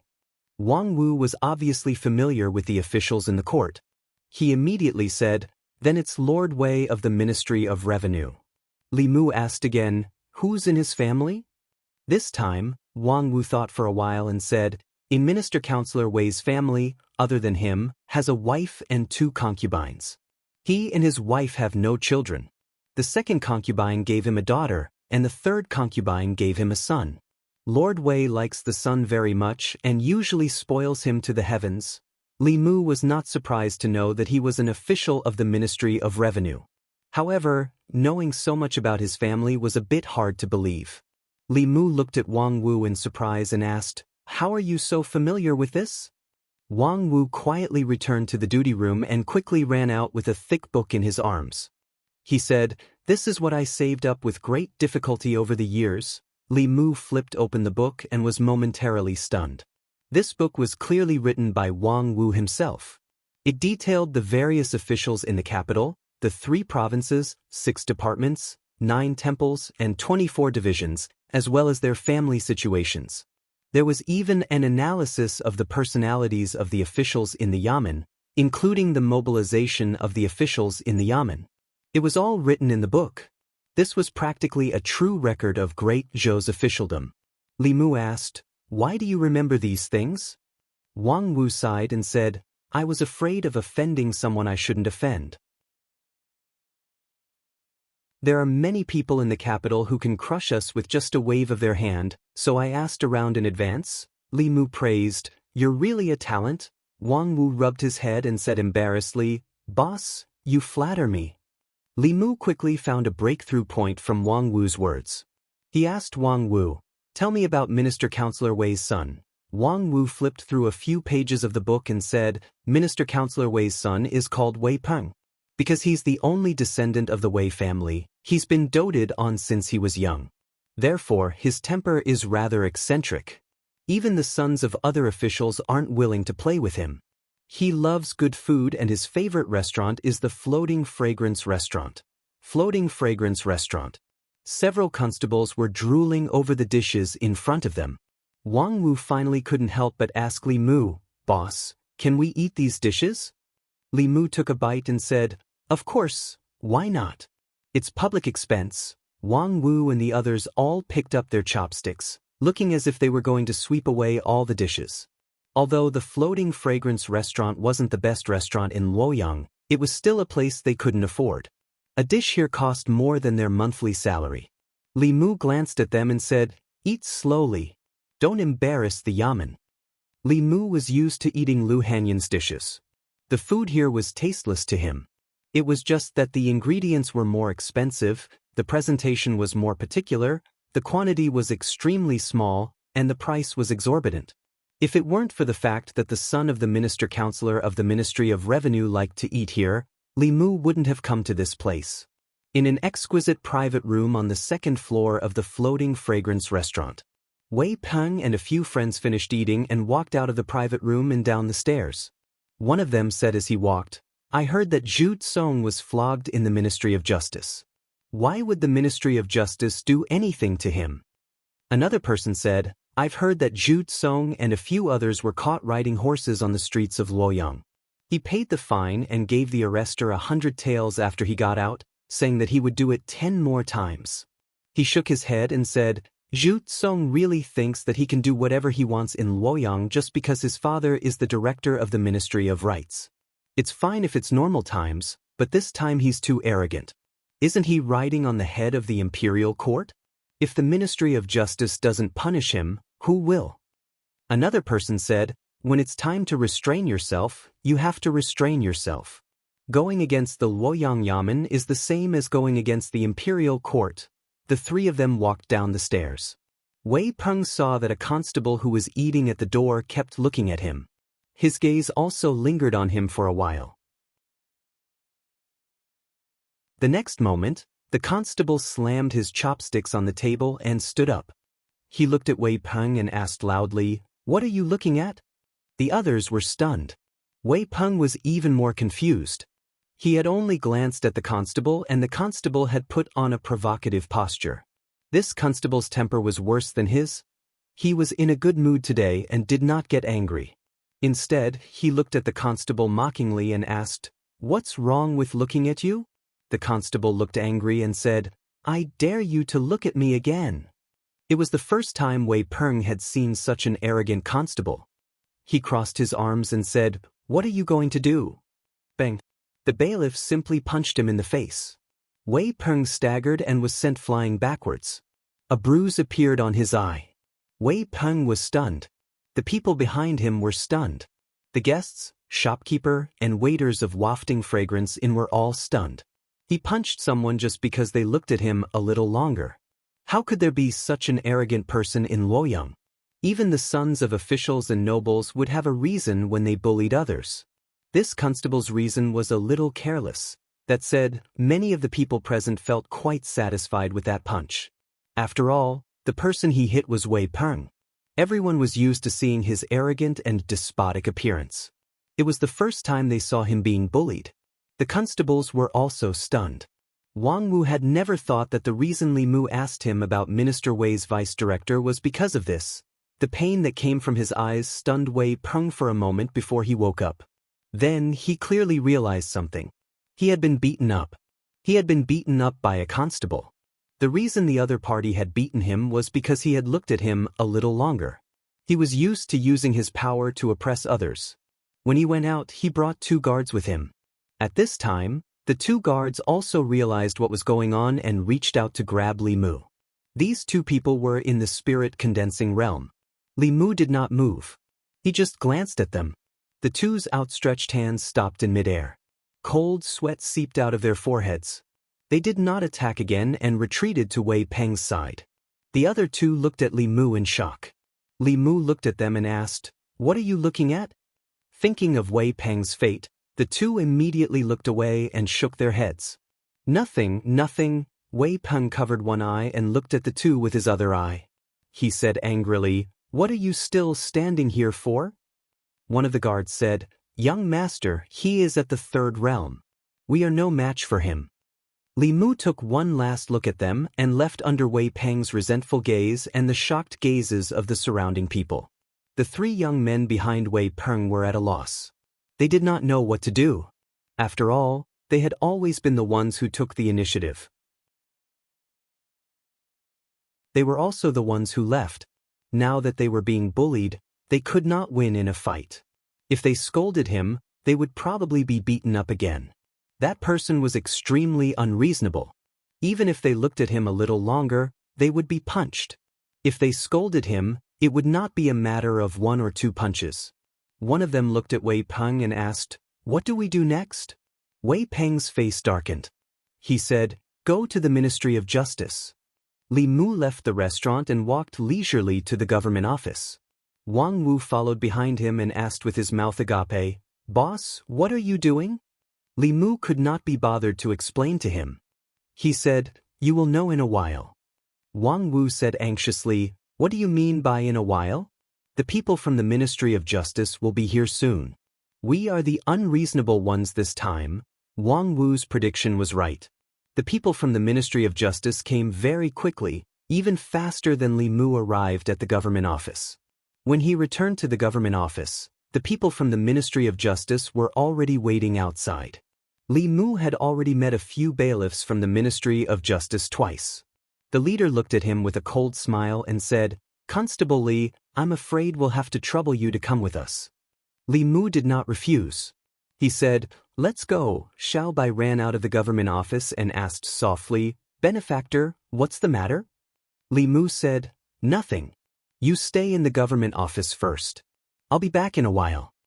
The bailiff from the Ministry of Justice had a mocking expression on his face. Last time, he was the reasonable one. Under the threat of the internal guards, the doctor did not dare to judge randomly. This time, he was the one who beat someone first. The reason was in the Ministry of Justice. As long as the doctor handled the case fairly, he would have to go in standing and come out lying down. Li Mu originally wanted Xiao Bai to stay in the government office, but she insisted on following. Li Mu let her go. It was Li Mu's second time in the court of the Ministry of Justice. The doctor of the Ministry of Justice sat on the top. Wei Peng and his bad friend stood on the side, looking coldly at Li Mu. The doctor knocked on the gavel and asked, "Li Mu, Wei Peng said that you beat him up for no reason. Is this true?" Li Mu explained, "Who told him to look at me?" The doctor said in a low voice, "He only looked at you, and you beat him up?" Li Mu looked at Wei Peng and asked, "Haven't they done this kind of thing before?" The doctor knocked on the gavel again and said, "I don't care about the past. I only want to ask about the present. Did you beat Wei Peng up for no reason at Spring Fragrance Brothel?" Li Mu nodded and said, "Yes. Since you've admitted to the crime, there's nothing left to interrogate." The doctor sneered and said, "Men, drag him away." Give him 20 beatings and throw him into the Ministry of Justice's prison for 7 days. He looked at Li Mu with satisfaction. Last time, the internal guards were there, and it was Zhu Tsong who made the mistake first. He had no choice but to let him walk out of the government office. But this time was different. This time, Li Mu beat Wei Peng first, and Wei Peng did not do anything from the beginning to the end. This case could not be simpler. Even if the Heavenly Emperor came today, he would still be guilty. When the two bailiffs from the Ministry of Justice came up, Li Mu suddenly stretched out his hand and said, "Wait." The doctor said, "Do you have anything else to say?" Li Mu raised his head and said, "According to the laws of the Great Show, Volume 2, Article 13, those who beat up others for no reason can be punished with less than 20 beatings and imprisoned for less than 7 days, depending on the severity of the injury. Wei Peng's eyes are bruised, but it's only a minor injury. Sir Doctor, you sentence me to 20 beatings and imprisonment for 7 days. This is an abuse of punishment. According to the laws of the Great Show, Volume 25, Article 47, any official who abuses punishment will be fined a month's salary for a light punishment or removed from office for a heavy punishment." The doctor looked at Li Mu, who was calmly explaining the laws of the Great Show to him, and felt as if there was something stuck in his chest. He could not swallow it, but he could not spit it out either.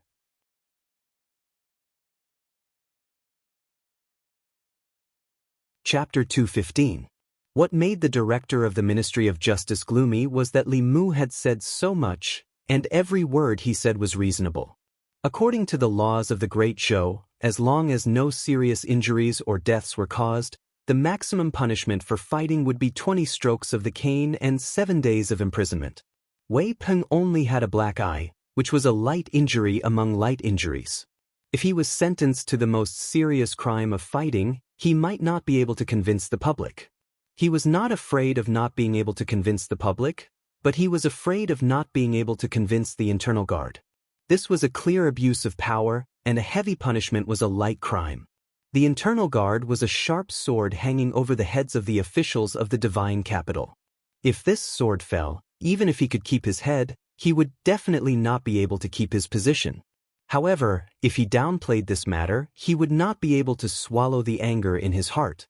He was a constable, and catching people was his job. Why would he study the laws of the Great Show?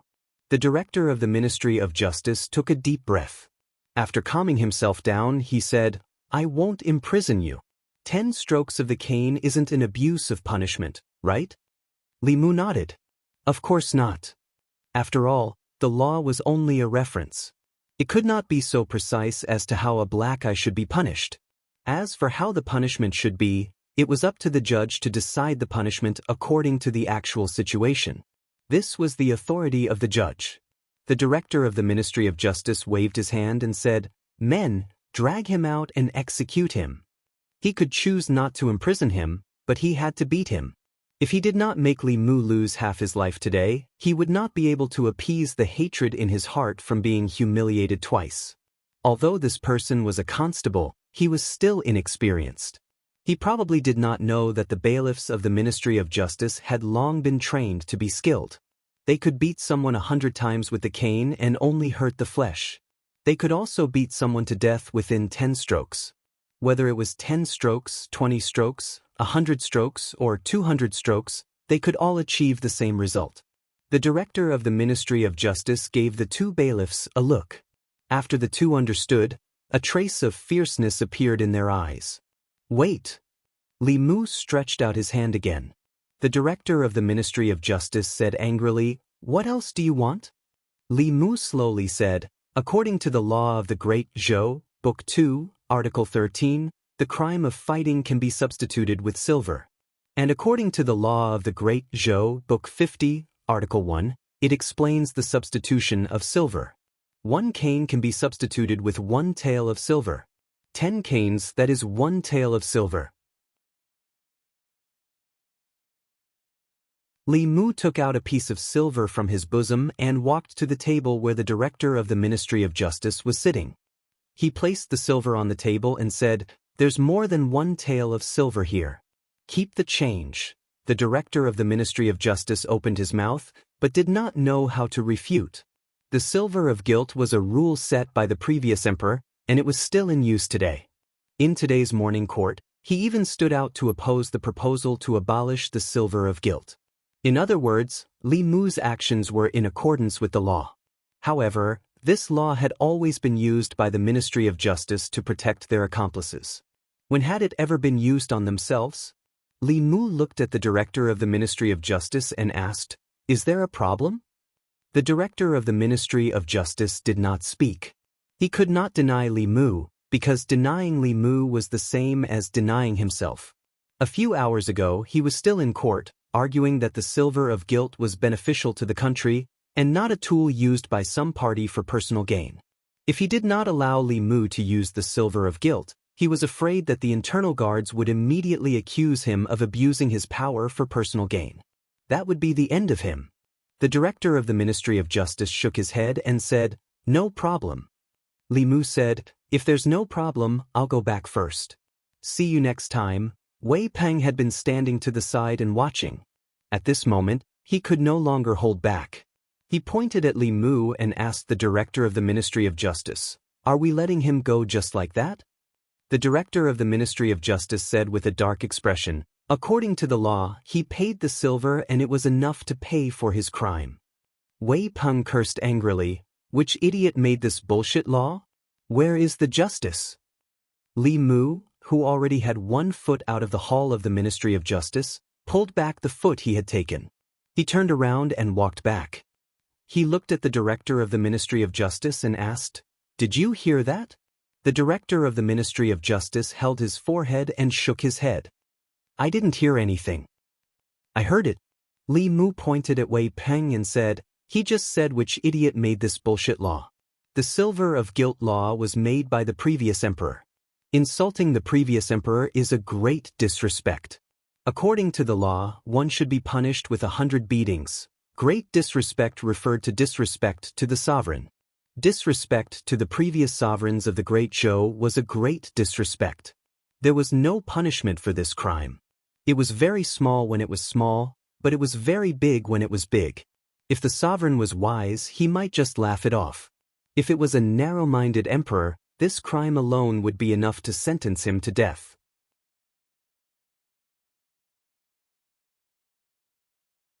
Li Mu shook his head and said, "I am only acting according to the law. When have I ever been enemies with the Ministry of Justice? You sent people to bring me here from the Yamen. You punished me with beatings and imprisoned me. Now you are saying that I am enemies with the Ministry of Justice. Isn't that just making false accusations?" The director of the Ministry of Justice opened his mouth. After thinking carefully, it seemed like what he said was true. However, it was the Ministry of Justice that had brought him here. Why did he feel like he was being bullied? Li Mu waved his hand at the director of the Ministry of Justice and said, "I'm leaving. See you next time." After being taken advantage of twice, the director of the Ministry of Justice watched Li Mu walk out of the door of the Ministry of Justice once again. He took a deep breath and gritted his teeth as he said to his men, "Don't meddle in his affairs in the future." The 2 incidents had shown how difficult it was to deal with a bailiff who understood the law. The director of the Ministry of Justice had already understood the principle that it was easier to invite the devil in than to send it away. Out of sight, out of mind. He would not meddle in other people's affairs. If the vice director of the Ministry of Revenue was angry for his son, he could go to the Yamen and cause a ruckus. Outside the Ministry of Justice, Wang Wu and several bailiffs were waiting anxiously. Only Xiao Bai had a smile on her face as she glanced at the Ministry of Justice from time to time. Some of the guests of the Wafting Fragrance restaurant ran out of the restaurant without even finishing their food. They wanted to see the show. Wei Peng was a frequent guest of the Wafting Fragrance restaurant. His personality was extremely arrogant and despotic. He had clashed with people several times in the Wafting Fragrance restaurant. In the end, the side that was clearly in the right had to grovel and apologize to him. Everyone had disliked him for a long time. The scene at the Wafting Fragrance restaurant today was simply too satisfying. Unfortunately, the Ministry of Revenue and the Ministry of Justice were in cahoots. That bailiff would probably be carried out after entering the Ministry of Justice. Everyone was thinking this in their hearts. Sure enough, they saw someone being carried out of the Ministry of Justice. They took a closer look. If it wasn't Wei Peng, who else could it be? They then saw the bailiff striding out of the Ministry of Justice. From head to toe, he didn't look like he had been punished at all. The crowd couldn't help but be stunned. Although today's matter made them feel happy in their hearts, it was obvious that Wei Peng had done a lot of evil in the past. Today, he had completely suffered an undeserved calamity. Why was it that when he arrived at the Ministry of Justice, the person who hit the bailiff wasn't injured at all? Instead, the bailiff who was beaten seemed to have been severely punished. Although this kind of thing wasn't rare in the Ministry of Justice in the past, the people who hit the bailiff were all people like Wei Peng. Could it be that the bailiff's background was even deeper than Wei Peng's? Wang Wu and the others were already dumbfounded. They ran forward and asked, "Boss, are you all right?" Li Mu glanced at him and asked, "What can happen to me?" Wang Wu and the others sized up Li Mu from head to toe. Then, they began to look at him with reverence. After hitting the people of the Ministry of Justice, he could make the Ministry of Justice hit his own people again. In the end, he walked out of the Ministry of Justice safely. Other than him, who else could it be? Everything that happened in the Ministry of Justice couldn't escape Xiao Bai's ears. She raised her head and looked at Li Mu with little stars in her eyes. She said, "If benefactor is a fox, he must be the smartest fox." In the Ministry of Justice, the director of the Ministry of Justice paced around the hall and muttered, "Something's wrong. Something must be wrong." A figure stood at the door and asked, "What's wrong?" The director of the Ministry of Justice raised his head and immediately said respectfully, "Lord Assistant Minister." The Assistant Minister of Justice asked, "What's wrong?" The director of the Ministry of Justice scratched his head and said, "The one who hit the bailiff was fine. Instead, the one who was beaten was punished with a cane." What was wrong became right, and what was right became wrong.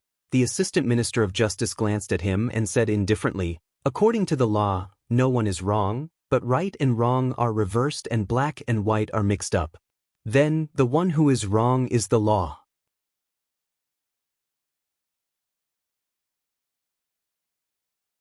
Chapter 216.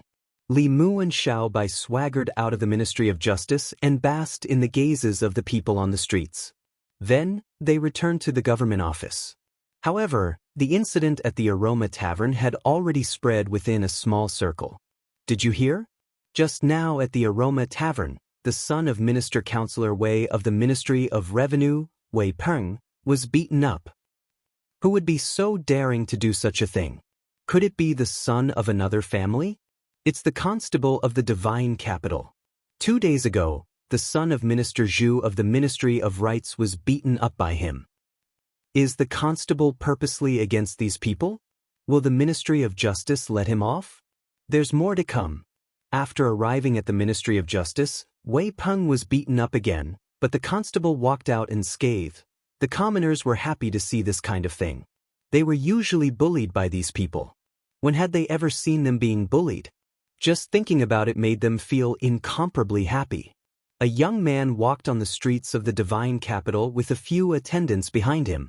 Hearing the discussions of the people on the streets, he looked surprised. He said, "I went out to play for a few days and something like this happened in the divine capital?" One of the attendants behind him said, "Minister Councillor Wei and the master are close friends. How could the master let him be beaten up in the Ministry of Justice? It must be the groundless rumors spread by these ignorant people." The young man nodded and said, "I think so too. How could there be such an arrogant person in the divine capital? He dared to beat up the son of an official just by looking at him. Bang!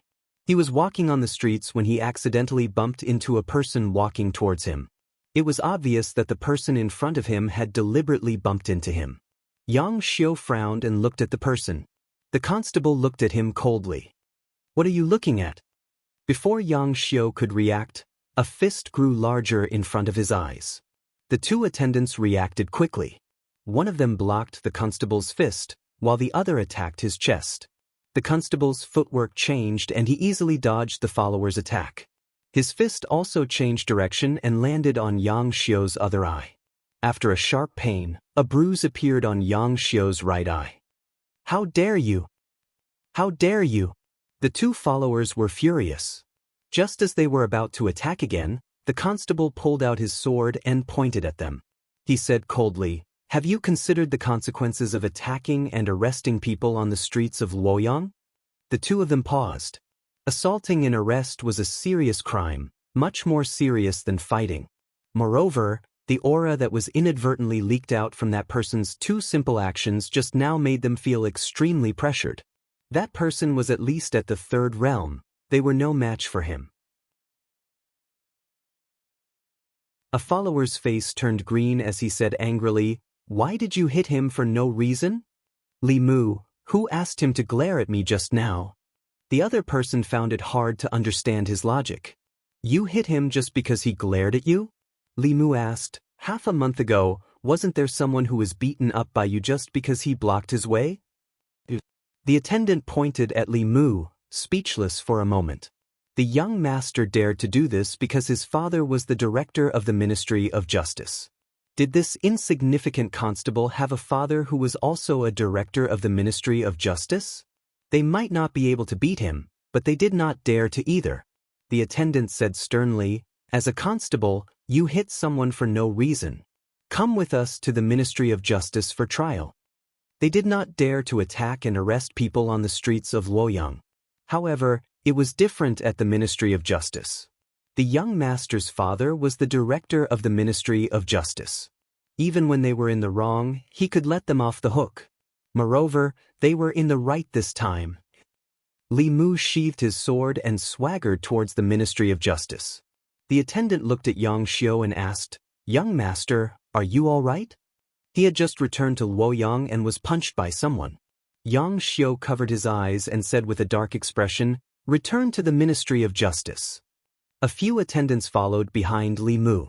Coupled with Li Mu's constable attire, those who did not know would think that they were the ones who had committed the crime. At this moment, they realized that this person was probably the constable of Luoyang who had made Wei Peng suffer. If he could make Wei Peng suffer in the Ministry of Justice, it meant that he was quite capable. However, their young master was different from Wei Peng. Their young master was the son of the director of the Ministry of Justice. Going to the Ministry of Justice was like going home. How could he be bullied in the Ministry of Justice? Wei Peng followed behind Li Mu and glared at him fiercely. His attendants also looked fierce as if they could already see what would happen to him. Ministry of Justice. The director of the Ministry of Justice was drinking tea in the side hall. He had yet to calm down. As the director of the Ministry of Justice, it was a great humiliation for him to be played by a lowly bailiff in his territory. Whenever he heard Li Mu's name, he would have a headache. Why was there such a lunatic in Luoyang? Soon, a constable came to report that Li Mu was here again. The director of the Ministry of Justice was stunned. He put down his teacup and said angrily, "He only left a few hours ago. Why is he here again?" He knew that Li Mu had come to the Ministry of Justice without fear. If he went out, he would be angered. He waved his hand and said, "Tell him that I'm not here. Tell him to return to his yamen." The constable said helplessly, "But he hit young master this time, what?" The director of the Ministry of Justice stood up abruptly and ran to the front hall. When he saw his son standing there with one of his eyes bruised, he could no longer hold back his anger. He pointed at Li Mu and shouted, "Li, what the hell do you want to do?"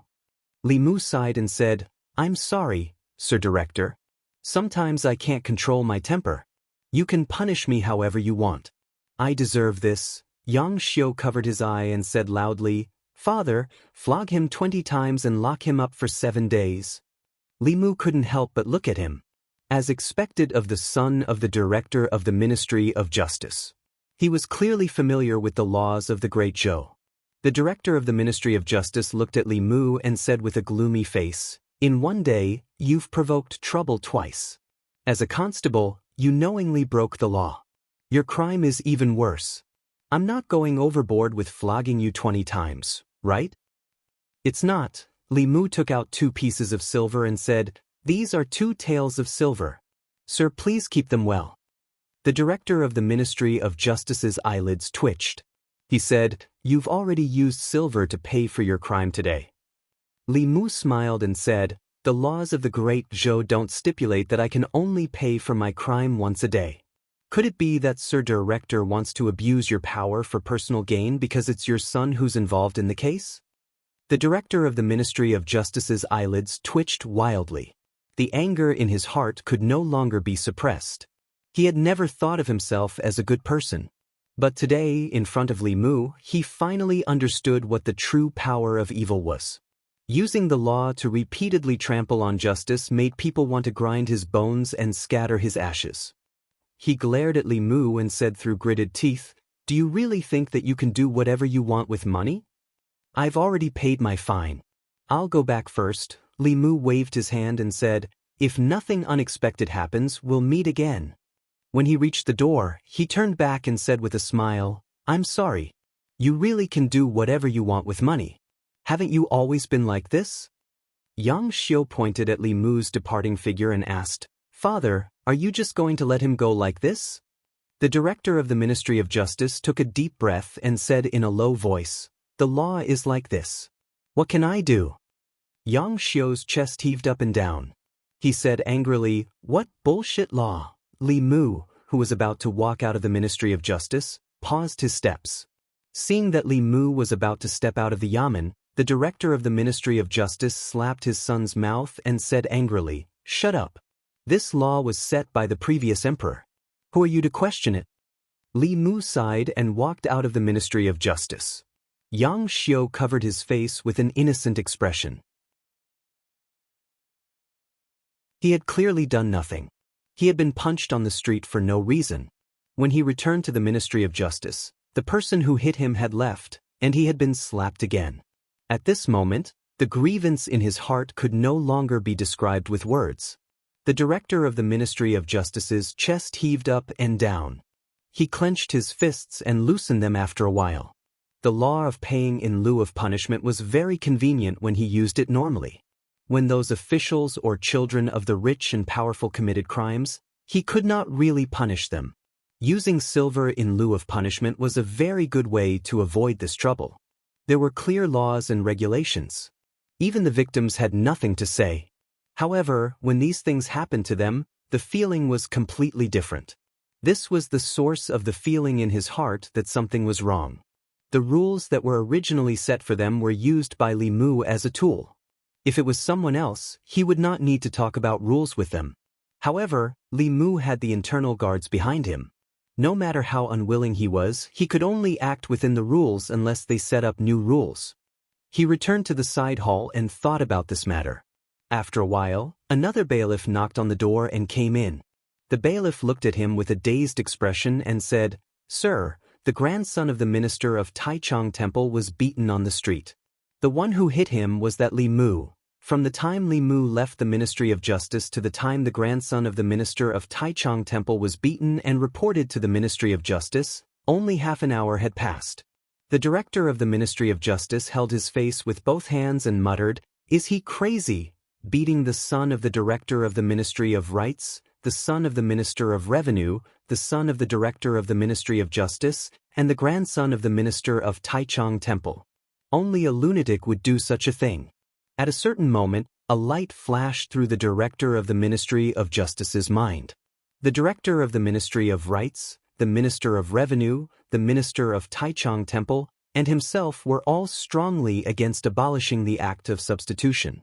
However, Li Mu used the Act of Substitution to make them suffer unspeakable. Could it be that his true purpose was to abolish the Act of Substitution? However, he was only a lowly bailiff. What good would it do him to abolish the Act of Substitution? No, the first person to propose abolishing the Act of Substitution was the commandant of Chengdu. Li Mu was the commandant of Chengdu. Could it be that the commandant of Chengdu was behind all this? His purpose was to abolish the Act of Substitution so that he could perform a meritorious service to His Majesty? The director of the Ministry of Justice had a look of realization. He finally realized the truth. Achoo! In the Chengdu Yamen, Zhang Chun sneezed. He picked up his teacup and took a sip. Looking at the cramped room, he sighed and said, Why hasn't His Majesty delivered the house that he promised?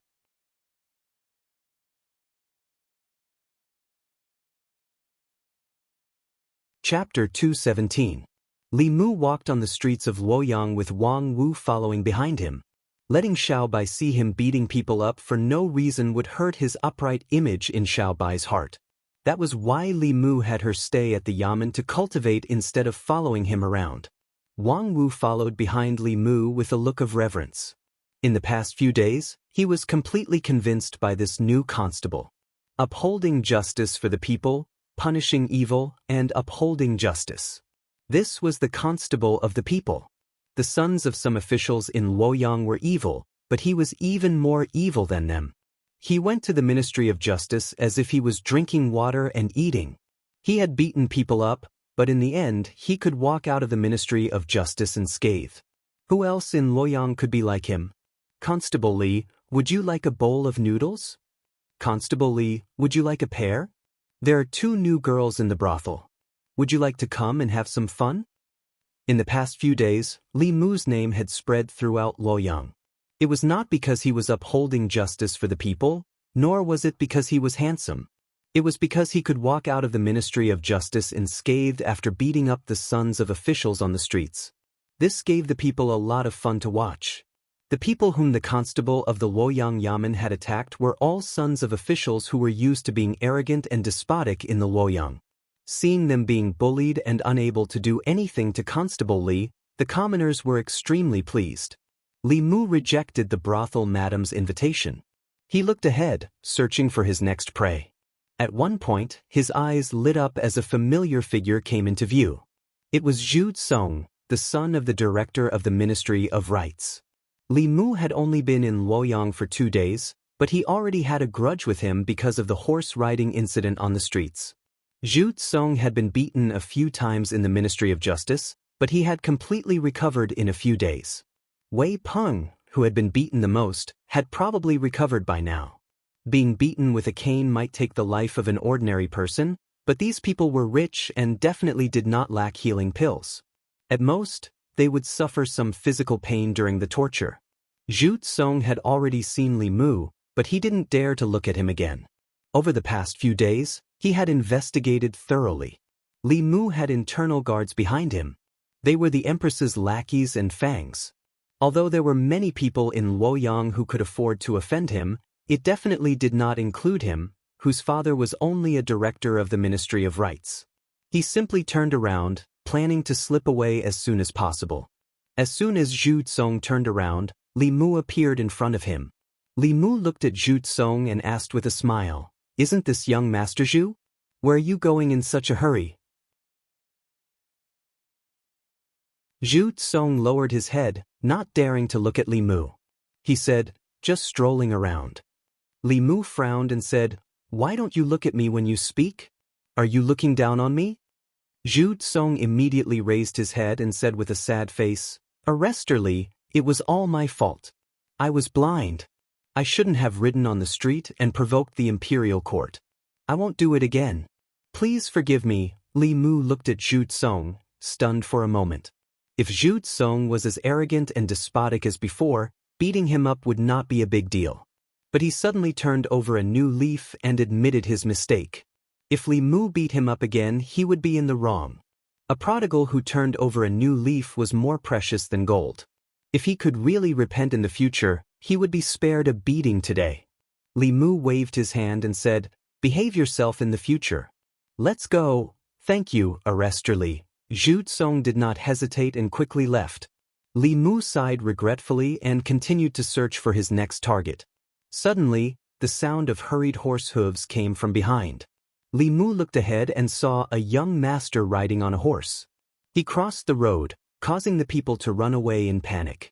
Riding on horses on the streets of Luoyang was common, but it was not so common. This was the second time Li Mu had seen it. He was about to chase after the young master when he felt something on his leg. He looked down and saw Wang Mu hugging his leg tightly. Li Mu asked, "What are you doing?" Wang Mu said bitterly, "Boss, we can't go. We can't afford to offend this person." Given Wang Mu's eyesight after following Li Mu for the past few days, He should already know who they could afford to offend and who they could not. Even in such a situation, Li Mu was still so determined to drag Li Mu along. This showed that this person's background was indeed not small. Li Mu asked, "Who is he?" Wang Mu said, "A disciple of the Zhou family." A disciple of the Zhou family. Although there were only 4 words, it was very important in the hearts of the people, officials, and nobles in Luoyang. Although the royal family had no relatives, and since the empress ascended the throne, the relationship with the Zhou family was not as close as before. But now, the Zhou family was undoubtedly the #1 family in Great Zhou. The Zhou family and their vassal forces controlled half of the imperial court. The Zhou family's ancestor was a peak 6th realm cultivator. The family recruited countless cultivators, including Dongxian. In Luoyang, even the Shao family was inferior to the Zhou family. Lord Zhang had once warned Li Mu that the Zhou family was first among the people and forces that he could not afford to offend in Luoyang. Even if Li Mu had internal guards behind him, he could not afford to offend this family. Wang Mu hugged Li Mu's leg tightly and said, "Boss, listen to me. This is really not something we can afford to offend." Li Mu knew very well that he could be arrogant in front of the sons and grandsons of rank 5 and 6 officials in the name of internal guards. But he did not have the right to be arrogant in front of these people. In the end, before he had absolute strength and power, he was just someone who bullied the weak and feared the strong. He walked a few steps and soon saw his next target. It was a young man dressed in luxurious clothes. He seemed to have drunk a lot and walked on the street drunk. Occasionally, he would smile at the girls passing by, causing them to cry out in surprise and hurriedly move away. An old man was following behind him at a distance that was neither too far nor too close. He should be a bodyguard. Wang Wu followed Li Mu's gaze. His hands, which had already let go of Li Mu's thighs, hugged him again. He said helplessly, "Lord, this is also not something we can afford to offend." Unlike riding a horse on the street, being drunk was not a crime. Smiling at women while drunk was not a crime. If it was not for the fact that he was usually arrogant and domineering in Luoyang and bullied the people, Li Mu would not have taken the initiative to offend him. He was just curious about the background of this young man who had a 5th realm guard. He looked at Wang Mu and asked, "Who is this?" Wang Mu said, "Crown Prince Ping, the former Crown Prince's cousin. He's from the Shao royal family." The former Crown Prince usually referred to the previous emperor of the Great Zhou. However, he had only been on the throne for less than a month before he died. The people and officials of Luoyang did not call him the former emperor. According to Lord Zhang's reminder to Li Mu, the Shao royal family was ranked 2nd, just below the Zhou family. The Great Zhou court had been swayed by these 2 forces since 3 years ago. The Shao royal family wanted to regain the emperor's aura after the empress abdicated and return the power of Great Zhou to the right track. The Zhou family wanted the empress to pass the throne to the Zhou family's descendants and change the surname of the Great Zhou royal family. These 2 forces had an irreconcilable fundamental conflict. Among the various forces in Luoyang, some leaned toward the Shao family, some leaned toward the Zhou family, some leaned toward the empress, and some remained neutral. Even though the Zhou family and the Shao family were locked in a fierce battle in court, they would try their best to avoid offending each other outside of court. Some people could not be offended for the time being. Those who could be offended had been in seclusion for the past 2 days. Li Mu waved his hand and said, "Forget it. Let's return to the court." Ministry of Justice. Several officials gathered together. The atmosphere was rather gloomy. Preposterous. Too arrogant. Lawless. Simply lawless. The director of the Ministry of Justice looked at the furious director of the Ministry of Rights, the minister-counselor of the Ministry of Revenue, the minister of Taichung Temple, and a few other officials. He rubbed the space between his eyebrows but did not speak. His son had been beaten 100 times and had not fully recovered even now. His concubine had been causing trouble at home every day.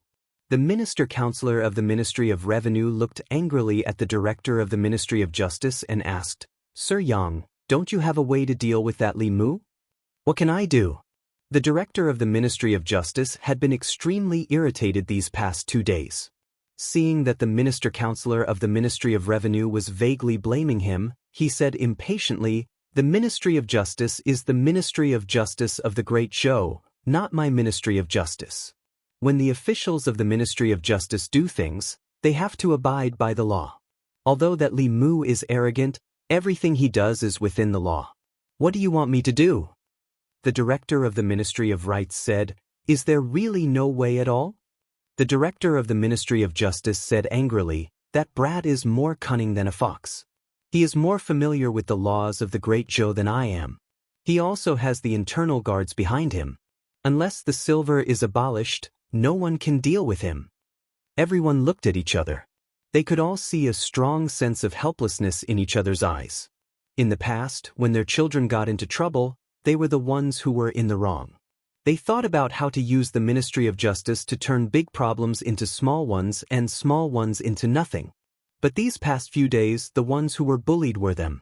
They were clearly officials of the imperial court. Their children were bullied, but they could not use the law to punish the culprit. The feeling of not being able to use the law to punish the culprit made them extremely depressed. The minister of Taichung Temple asked, "Is there no other way besides abolishing the silver?" The director of the Ministry of Justice shook his head and said, "No. Changing the law had always been the responsibility of the Ministry of Justice." The minister of Taichung Temple asked again, "What did the minister and the minister say?" The director of the Ministry of Justice said, "The two of them are busy every day. Why would they care about such a small matter? To them, the matter of paying for the crime was a big matter. However, to the assistant minister and the minister, helping the Shao royal family regain their power was the most important thing. An insignificant change to a law was simply not worthy of their special attention." The minister-counselor of the Ministry of Revenue gritted his teeth and said, "They must be doing this to abolish the silver law."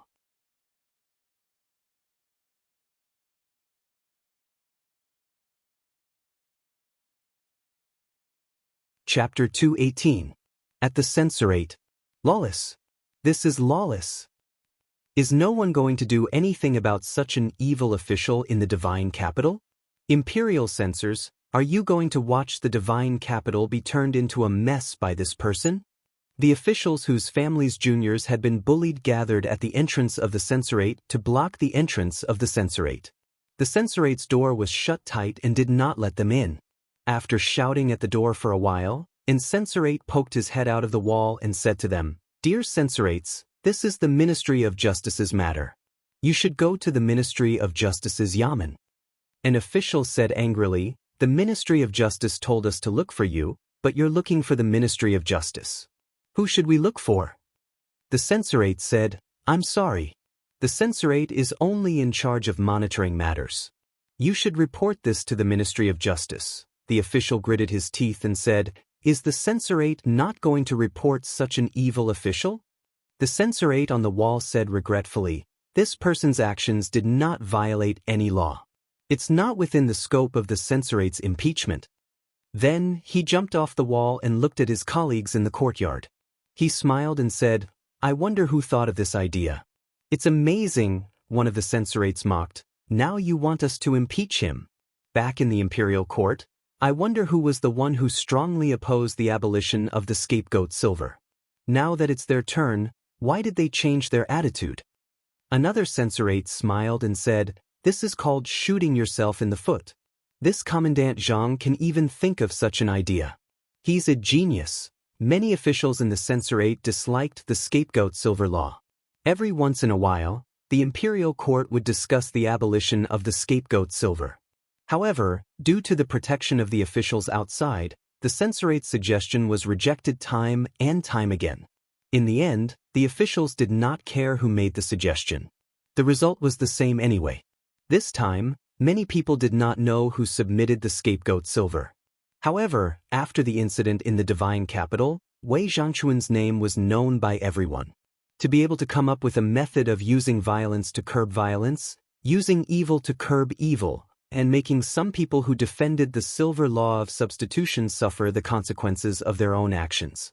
Anyone who heard this would have to say that they were impressed. In the current imperial court, there weren't many good officials who were dedicated to the people, dared to fight against evil forces, and didn't adhere to the rules. I'm not. I didn't. Don't speak nonsense. Inside the divine capital Yamen, Zhang Chun's face was filled with shock. He shouted, "What does this have to do with me?" Deputy Constable Sun said with a smile, "Sir, you don't have to hide it anymore. Who doesn't know that you were the one who sent the letter proposing the abolition of the substitute silver? You were also the one who instigated Constable Li's actions." Zhang Chun opened his mouth and was speechless for a moment. He was the one who handed the memorial to Li Mu, and Li Mu was his subordinate. It was reasonable for others to have such a guess. But the problem was that he had only handed over the letter to buy a big house for his wife and daughter. He did not instruct Li Mu to do those things. In the end, not only did he not get the house, but he also became a scapegoat. This was purely a case of yellow mud falling into one's crotch. He couldn't explain it even if he wanted to. When he thought about how he had unknowingly offended so many officials and dignitaries, Zhang Chun was furious. He said angrily, "Go and find Li Mu for me." After a while, Li Mu came to the back of the yamen. Zhang Chun gritted his teeth and said, "Look at what you've done." Li Mu was worried about not being able to find the target. He came back to his senses and asked, "What's the matter?" Zhang Chun said angrily, "You're still playing dumb with me. They all think that I'm the one who instigated you to do this." What? Li Mu was shocked. He had worked hard to find the target and repeatedly used violence. He didn't hesitate to destroy the perfect image in Xiao Bai's mind. All this was to establish an image in the eyes of the people as a constable who didn't fear the strong and dared to fight against evil forces for the sake of the people's well-being. In this matter, he was definitely the number one person. When this matter was settled, all of the people's psychokinesis would be targeted at him. He was the one who did all the dirty work. Lord Zhang was just drinking tea in the yamen and took away the fruits of his labor. He was demoted from the number one person to the number two person. Was there any justice in this world? He stole the fruits of Li Mu's victory without much effort and gained the love and respect of the people. How could he be blamed for it? Zhang Chun was stunned when he saw the change in his expression.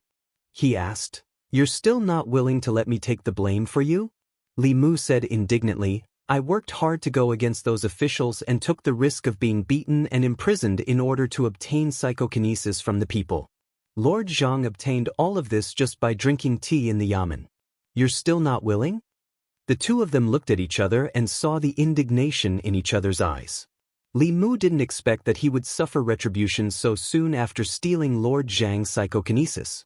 Zhang Chun also didn't expect that he would offend so many officials in Luoyang just because he wanted to move to another residence. He had to bear a burden that his life couldn't bear. Li Mu sighed in the end. He was just a small constable. Even if he wanted to take the blame, he didn't have the right to do so.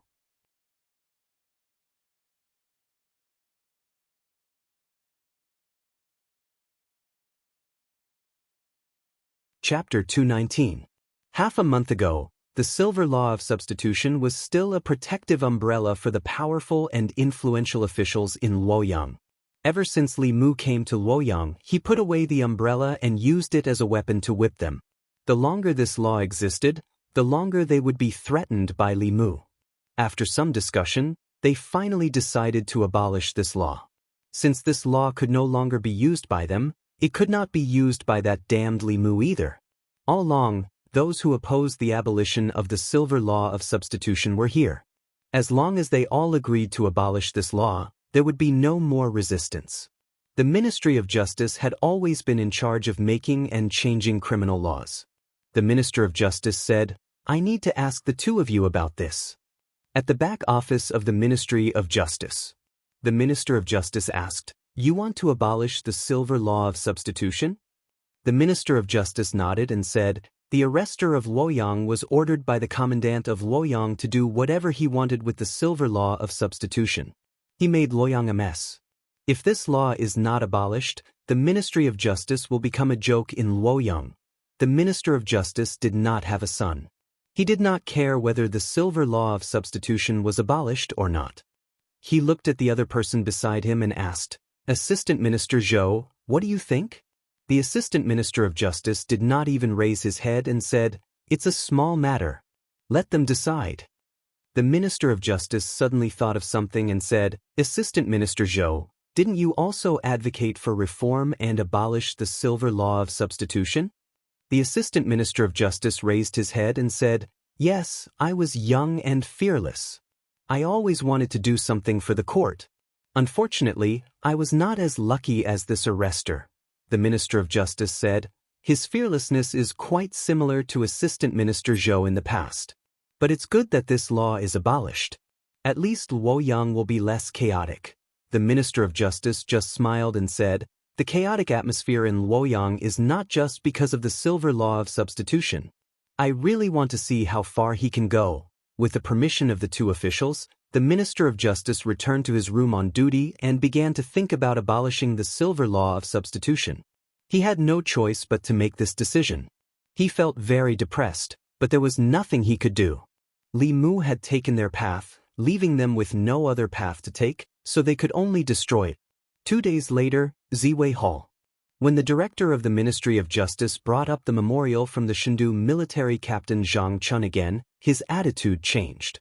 He actually supported the idea of the court abolishing the use of silver in lieu of punishment and changing it to a combination of silver and punishment.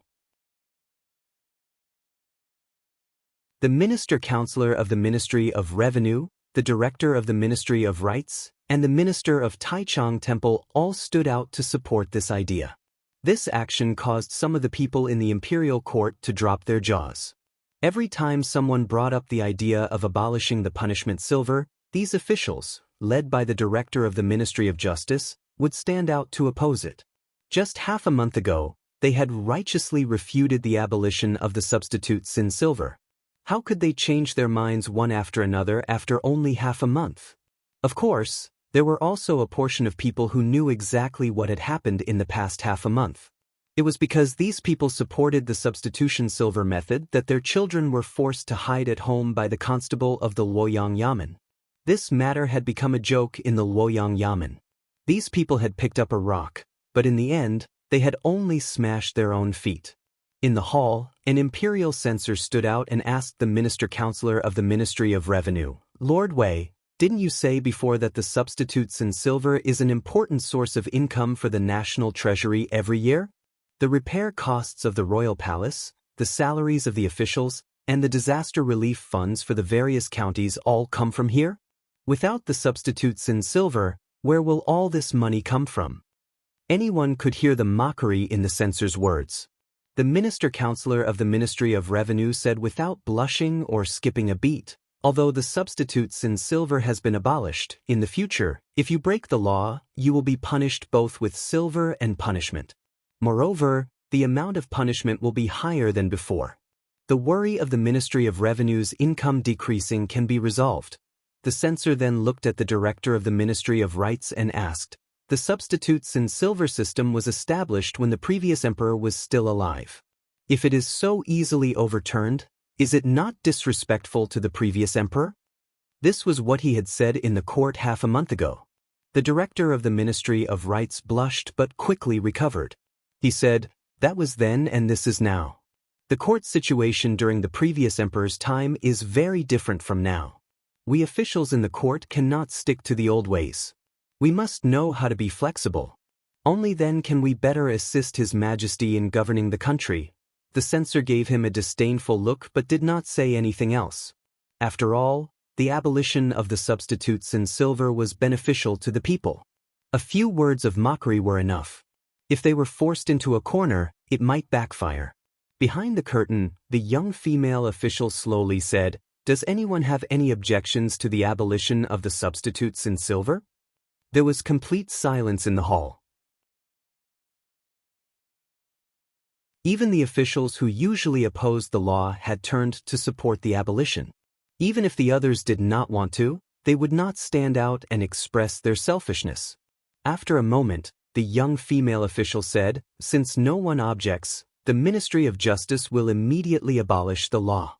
From now on, anyone who breaks the law will not be able to use silver as a substitute. Luoyang Yamen. Mr. Mei held the imperial edict in his hand and read it aloud. Zhang Chun, the military captain of Luoyang, diligent and loyal to the people. He will be granted an official residence and become the minister of Luoyang. Zhang Chun smiled and took the imperial edict with both hands. He bowed and said, "Thank you, Your Majesty." Li Mu stood aside and sighed to himself. He hated the fact that he had been working for others for years. He was the one who was busy outside. He was the one who was hated by the sons of officials. He was the one who had been in and out of the Ministry of Justice 7 times. In the end, Lord Zhang was the one who got the residence and was promoted by half a rank. Li Mu had worked hard for half a month and worked for him for nothing. After Mr. Mei finished reading the imperial edict, he walked to Li Mu and asked, "How much did you spend these days? I will report it to you when I return to the palace." Li Mu said, 30 taels. Mr. Mei raised his eyebrows and said in surprise, 30 taels? He was not surprised that Li Mu had spent too much, but that it was too little. The abolition of the substitute silver would benefit the present generation and the future generations. Many knowledgeable officials wanted to abolish the law, but they all failed in the end. It was obvious how difficult it was to do it. She was prepared to spend 3,000 or even 30,000 taels. She did not expect Li Mu to spend 30 taels. Li Mu nodded and repeated, "It was 30 taels. Most of it was spent in the Ministry of Justice. If it was not for the meal at the fragrance restaurant, 20 taels would have been enough." The most effective way to deal with evil people was to be even more evil than them. If you wanted to force the Ministry of Justice to submit, then you had to go their way and leave them with no way out. As long as you found the right way, the money was secondary. In the imperial garden of the palace, the empress was admiring a budding peony among the flowers. She said softly, 30 taels? Official Mei bowed slightly and stood behind her. He smiled and said, "In the past half a month, he has used the silver law of guilt substitution to its maximum. He only used 20 taels to beat up the sons of the officials from the Ministry of Revenue, the Ministry of Rights, and the Ministry of Justice. If that wasn't the case, why would those officials take the initiative to change the law?" The young female official beside her said, "After Her Majesty abolished the substitute silver law, the people of Fairy's capital responded very strongly. Everyone in Fairy's capital went to the state temple to pray. The empress looked away from the flower bud and said calmly, "Let's go out and have a look." She turned around and brushed the flower bud with her sleeve. In an instant, the peonies in the garden bloomed. On the streets of Fairy's capital, Li Mu and Wang Wu walked on the streets. There were not many people on the streets that used to be bustling today. At this time, most of the people in Fairy's capital went to the state temple to pray. The substitute silver law had tortured the people for more than a decade since the time of the previous emperor. Today, it was finally abolished. The people of Fairy's capital were grateful for Her Majesty's benevolence and went to the state temple to pray. This caused the idea of getting some telekinesis from the people to fail. However, although most of Li Mu's gains were stolen by Lord Li Mu because of the abolition of the substitute silver law, it was only for the imperial court. The people's trust in Li Mu would not decrease. This was all because of his punches on the streets of Fairy's capital. From afar, Li Mu saw a group of people coming from afar. They were all familiar faces to Li Mu. There was Wei Peng, the son of the vice-director of the Ministry of Revenue, Zhu Song, the son of the director of the Ministry of Rights, Yang Xiu, the son of the director of the Ministry of Justice, and the grandson of the minister of Taichung Temple. For the past few days, Li Mu had been waiting for them on the street for a long time, but they refused to come out. Now that he finally saw them, he couldn't beat them up for no reason because the silver art of crime substitution had been abolished. When they saw Li Mu, their first reaction was to turn and run. Later, they realized that the substitute silver law was abolished. What was there to be afraid of? They strode forward and focused their eyes on Li Mu. They were full of anger. Wei Peng suffered the most from Li Mu. His eyes were the fiercest, as if he wanted to eat him alive. Even though the bailiffs from the Ministry of Justice didn't hit him hard, he was still bedridden at home for nearly half a month. During this period, there wasn't a moment when he didn't think about taking revenge on Li Mu and washing away the humiliation he suffered that day. Li Mu glanced at him and said angrily, "What are you looking at?" Wei Peng smiled coldly and said, "What's wrong with looking at you?" Li Mu could not do anything to him. After all, the substitute silver law was changed. He had no reason to beat Wei Peng up. Not only did he have to be beaten up, but he also had to be fined a large sum of money. Seeing Li Mu standing there, Wei Peng twitched the corner of his mouth and asked, "What's wrong? Are you scared?" "This is not like you, Constable Li." Li Mu looked at him and said, "I'm warning you.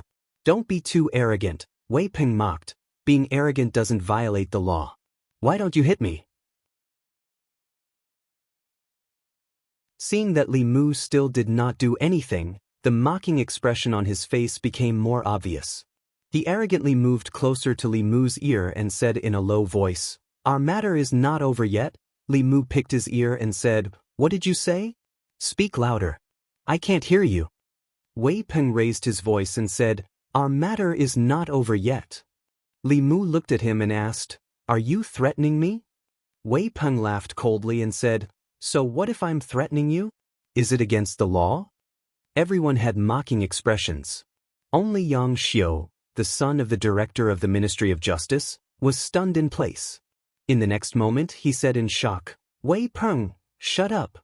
As the son of the director of the Ministry of Justice, he had a much deeper understanding of the laws of the Great Zhou than Wei Peng and the others. Using words or violence to threaten and intimidate an official of the imperial court was truly against the law. If the circumstances were minor, they would be detained for 5 days or less. If the circumstances were serious, they would be detained for 5 days or less and be fined money. Yang Xiu wanted to remind Wei Peng, but it was already too late. "You don't know, right? Threatening me is really against the law." Li Mu looked at Wei Peng and shook his head. "Let's go and sit in the yamen. In the future, remember to read more books. There's no harm."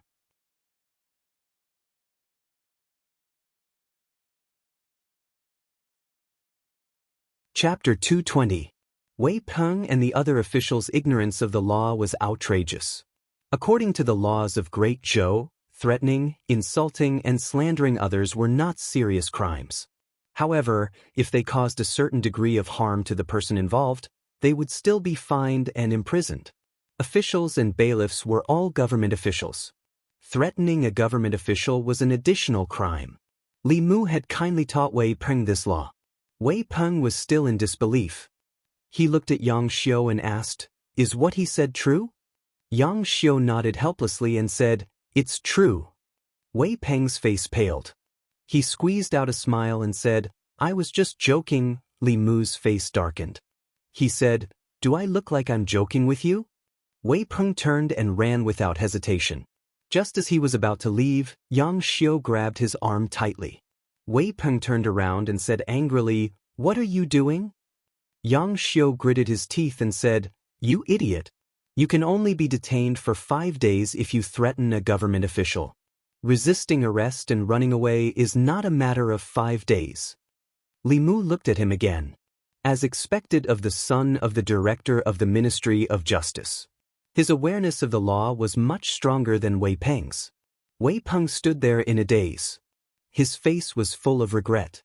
Li Mu glanced at him and said, "What are you standing there for? Let's go." He held Wei Peng's arm behind his back and walked toward the Luoyang Yamen. Yang Xiu looked at Zhu Tsong and said, "Isn't Minister Counselor Zheng of the Ministry of Rights also the minister of Luoyang? Go and invite him. Maybe Wei Peng won't have to go to jail." Zhu Tsong shook his head and said, "It's no use.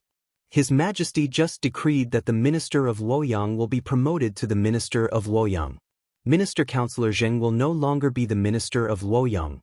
Yang Xiu sighed and said, "Then there's nothing we can do." A moment later, in the prison of the Luoyang Yamen, Wei Peng sat in the prison. His face was extremely pale. No one knew whether it was because of fear or anger. Yang Xiu looked at Wei Peng in the cell and said, "There's no other way. You caused trouble first. My father can't save you.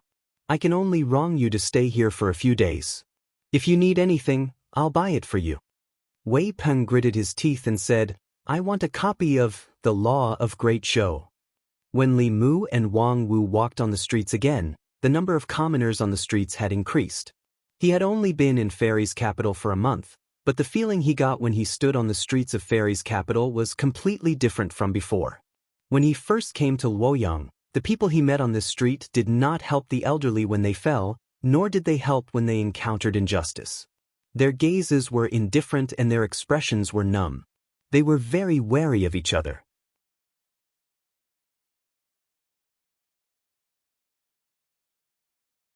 Seeing that there was no one around, the shopkeeper of the noodle stall said, 3 years ago, when Her Majesty just ascended to the throne, there was still a lot of criticism in Fairy's capital. However, everyone has to admit that in these 3 years, everyone's lives have been much better than before. Speaking of which, I've even seen Her Majesty once, Li Mu said in surprise. You've seen Her Majesty? The shopkeeper nodded and said, I've seen her before. However, at that time, Her Majesty wasn't Her Majesty, nor was she the crown princess. She even ate noodles at my place. At that time, I never would have thought that she would become Her Majesty the Empress. Wang Wu finished his soup and put down the bowl. He said with disdain, Stop bragging. When Her Majesty wasn't the crown princess, she was still the Zhou clan's legitimate daughter. Why would she come here to eat noodles? The shopkeeper glanced at him and said, Believe it or not. After saying that, he went inside to get busy.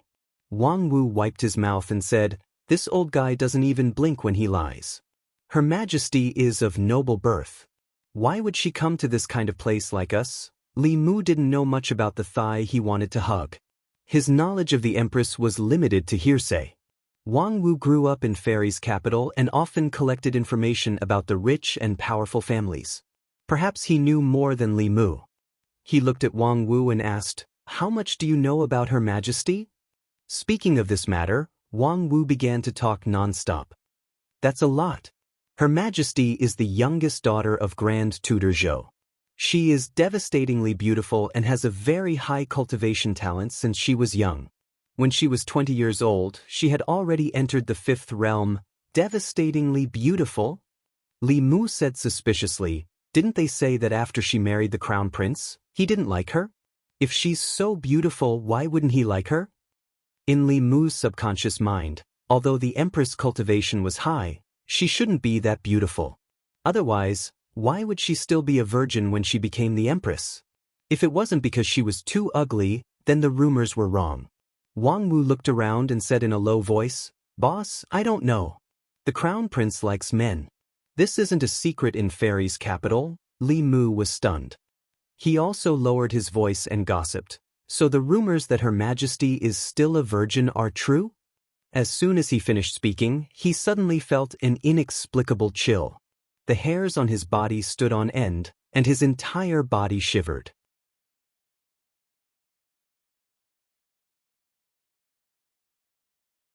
Chapter 221.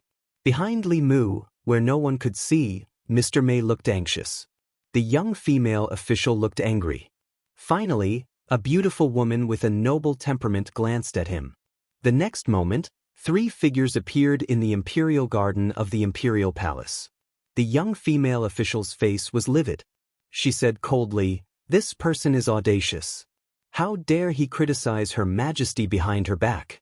I'll put him in the internal guard prison right now. Mr. Mei opened his mouth. He wanted to plead for Li Mu, but he didn't know what to say. Criticizing Her Majesty behind her back was a serious crime if she wanted to punish him. The beautiful woman's expression was calm. She didn't seem angry. She said lightly, Forget it. He just made a great contribution to abolishing the act of substitution. If he is imprisoned, how will he explain it to the people? Since he has contributed to the great show, I'll spare him this time. Since the Empress had spoken, the young female official couldn't say anything else. Mr. Mei breathed a sigh of relief. He said, Your Majesty is merciful. The Empress said, You can leave now. I want to admire the flowers alone. The Empress spoke again. The 2 of them bowed and said, We'll leave now. The 2 of them turned and walked out of the imperial garden. In the imperial garden, the graceful and noble temperament of the beautiful woman was gone. Her pretty face was cold. She stomped her feet and gritted her teeth. "I'm so angry." The next moment, her figure disappeared again. Li Mu returned to the yamen and went home with Xiao Bai. There were many versions of the gossip about the empress in Luoyang. However, she lived in the depths of the imperial palace for a long time. Even when she went to court, there would be a curtain blocking her. Even the ministers of the court had never seen her face. Therefore, Li Mu had no way of knowing whether she was tall or short, fat or thin, beautiful or ugly. However, Li Mu didn't care about that. As long as she had money and power and could provide him with cultivation resources, it was fine. When he returned home, Li Mu checked the formation he had set up. He didn't find any signs of it being invaded. He had offended too many people this time around. Just in case, it was better for him to find some time to buy some materials to reinforce the formation and raise its prowess to another level. After all, the divine capital wasn't like the North County. A Zhu Shun cultivator was already considered a strong cultivator in the North County, but in the divine capital he was just an ordinary follower of the officials. Only in the middle realm would the situation improve. There were still very few cultivators in the sixth realm. At this level, breaking through to the upper three realms was often the only goal they pursued. It was very difficult for the imperial court to use them. The fifth realm was the cornerstone of the imperial court, but they were not people that the minor officials Li Mu had offended could order about. He only needed to increase the power of the formation by one level so that it could trap a fourth-level cultivator. As Li Mu was thinking this, he suddenly tripped and lost his balance, falling to the ground. Xiao Bai froze for a moment, then immediately ran over and helped Li Mu up. Li Mu patted the dust off his clothes and looked back. The place he had just walked through was flat and there were no potholes. How did he trip? After cultivating for so long, Li Mu's agility and reflexes were dozens of times higher than before, but he didn't react at all just now. He scratched his head in bewilderment and continued to walk forward. Bang! After 2 steps, Li Mu tripped again and almost fell. If it wasn't for his quick reflexes, he would have fallen flat on his face like before. He opened his heavenly eye and looked around vigilantly. He didn't find anything unusual. It was still the same after he used his heavenly eye. From the beginning to the end, the corpse dog's soul didn't show any signs of alertness. This meant that his body didn't feel any danger. Li Mu looked around and started to doubt himself. Did something go wrong with his cultivation? Did his limbs become uncoordinated and he couldn't even walk? After tripping twice, Xiao Bai took the initiative to support Li Mu so that he wouldn't trip again. This time, they returned home smoothly. Li Mu returned to his room and sat cross-legged on the bed. He held 2 pieces of spiritual jade and cultivated. Under the stimulation of his psyche power, the spiritual energy in the spiritual jade was absorbed by him at an incredible speed. Xiao Bai also sat cross-legged opposite Li Mu and focused on cultivating. After absorbing the 2 pieces of spiritual jade, Li Mu's consciousness entered the flask heaven space again. He found that there were no more spiritual jades in it.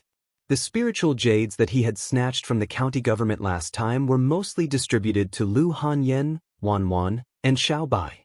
He had used up all the remaining spiritual jades during this time. Looking out the window, Li Mu found that it was already late. He lay down and prepared to sleep.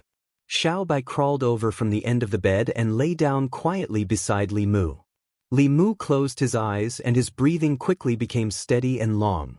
In his sleep, a thick white fog suddenly appeared in front of Li Mu's eyes. A dream! Li Mu stood in the white fog and clearly realized this. A cultivator refined his 3 spiritual and 7 physical souls. His consciousness and body were all under his control. It had been a long time since he dreamt of his own accord. The fog in front of him surged. Li Mu saw a pavilion appear in the fog. There seemed to be a figure in the pavilion. He slowly walked towards the pavilion. Dreams reflected one's subconscious.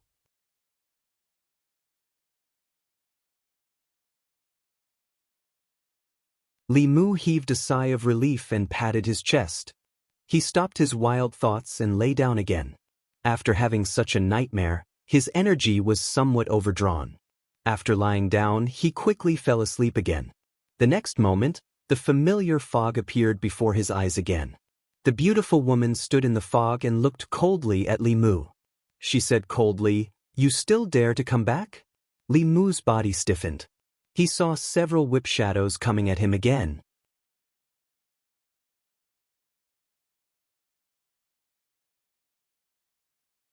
Chapter 222.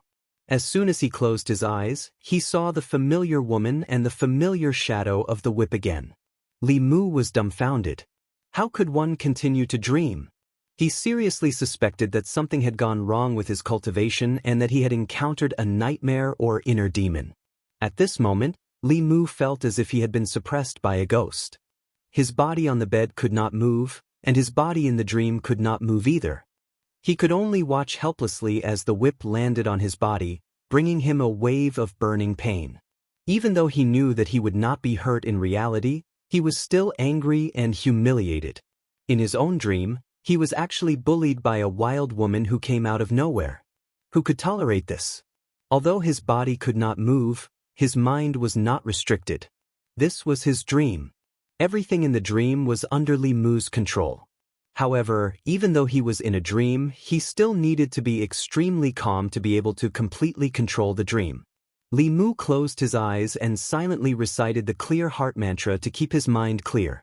After a while, he opened his eyes again. Boom! A bolt of white lightning descended from the sky and struck the woman's head. Everything in the dream was an illusion. Even though the woman was extremely beautiful, Li Mu did not show any mercy when he destroyed her. The woman only raised her head to look, and the white thunderbolt collapsed instantly. Li Mu was dumbfounded again. Just now, the woman had taken away his control of the dream.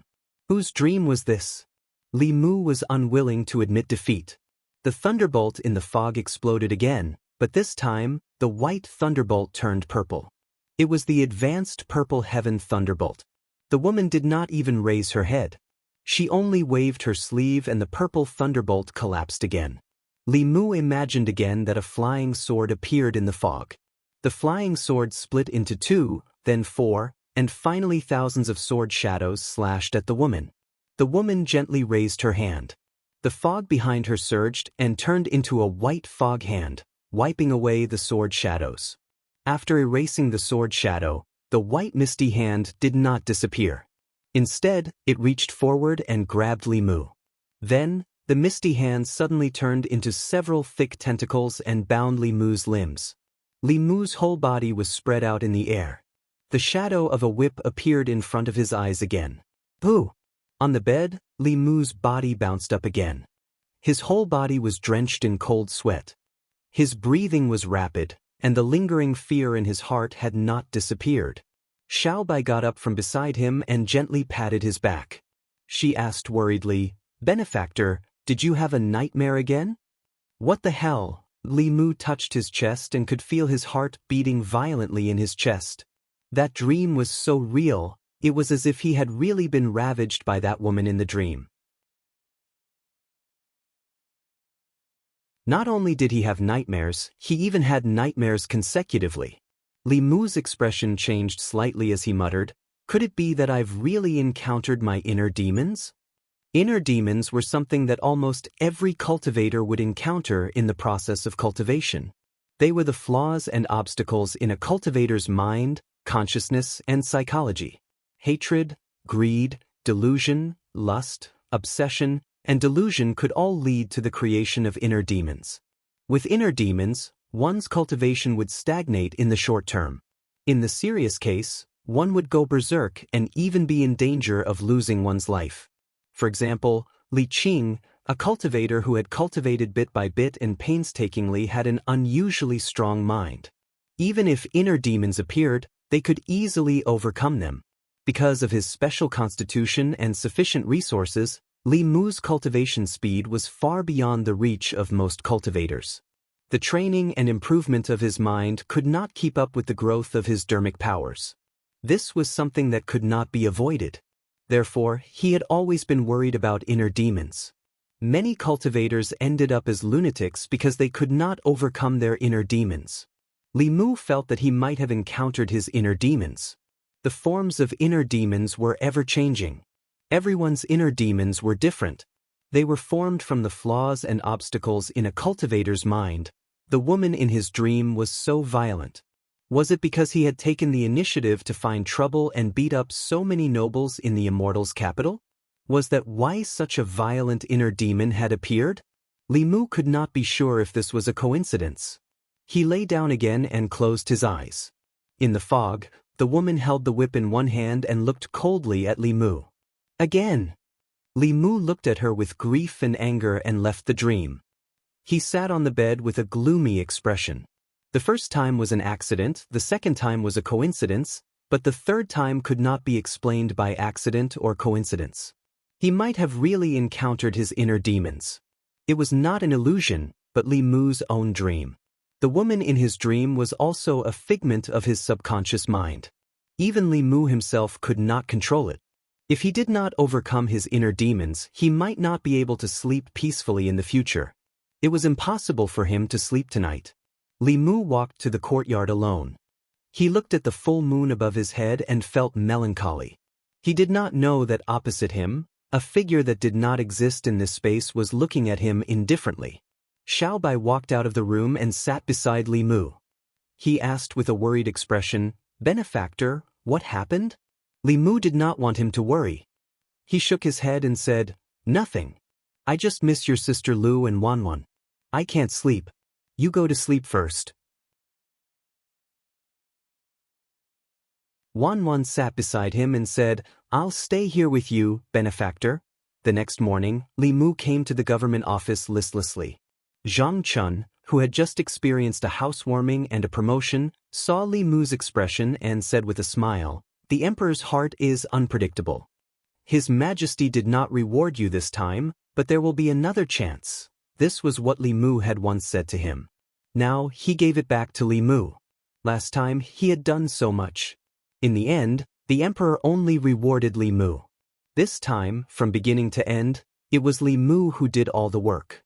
In the end, he was the one who was promoted and moved. Zhang Chun finally felt a little better. Although the emperor had only rewarded him with 2 rooms, far from being able to compare to Li Mu's 5 rooms, it was enough for their family. His daughter had her own courtyard. He finally did not have to worry that his daughter, who was separated by a wall, would hear him and his wife at night. Last night he was happy until midnight. When he woke up in the morning, he felt refreshed. On the other hand, Li Mu must not have slept well last night. In reality, Li Mu did not sleep at all last night. As soon as he closed his eyes, his inner demons would take the opportunity to invade. Last night, he had been ravaged by that woman 8 times in his dreams. His entire person was about to collapse. After arriving at the government office, Li Mu returned to his courtyard at the back of the government office and tried to fall asleep again. This time, he fell asleep quickly. Moreover, the woman did not appear. Li Mu was slightly happy. He tried a few more times, but the woman still did not appear. He let out a long sigh of relief. Perhaps the inner demons did not appear every time. If he had that kind of nightmare every time he fell asleep, he was afraid that his entire person would collapse. Feeling a familiar aura appear in the courtyard, Li Mu got out of bed and walked into the courtyard. He asked, "Sister May, what's the matter?" Mr. May said, "Nothing. I'm just here to see you." Li Mu said regretfully, "I thought the emperor finally remembered and was ready to reward me." Mr. May glanced at him and said, "Hasn't the emperor rewarded you enough? What else do you want?" Thinking of the 2 Earth-class magic treasures and the 5-sectioned house, Li Mu did not say anything in the end. Even if the substitute silver was abolished, he had contributed the most but did not receive a reward. However, the reward before was enough to cover all his contributions. Mr. May pretended to look away from him casually and said, "The emperor is the ruler. You are the subject. You have to be more respectful to the emperor." Li Mu felt strange and said, "I have never seen the emperor. How can I respect the emperor?" Mr. May said, "What I mean is that you cannot be disrespectful to the emperor in private. You also cannot criticize the emperor. You have to protect the emperor." Li Mu thought about it. Although he was a little gossipy about the current empress, he still respected her and had always protected her. He did all these things and risked further offending the old party because he wanted the empress to win more people's hearts. The streets of Luoyang were empty, and the people rushed to worship the state temple. Wasn't that his protection of the empress? Nevin was the empress's guard, so he should know her well. Li Mu's gossipy heart was ignited again. He asked Mr. May, "Sister May, you are always with the emperor. You should know her well. What kind of person is the emperor?" Mr. May stared at him and said, "Have you forgotten what I just said?" Li Mu explained, "I am just taking precautions. I am afraid that I don't know enough about the emperor. If I do something in the future that offends the emperor," Mr. May said, "don't worry. The emperor's kindness and generosity are far beyond your imagination. Even if you offend her, she won't care."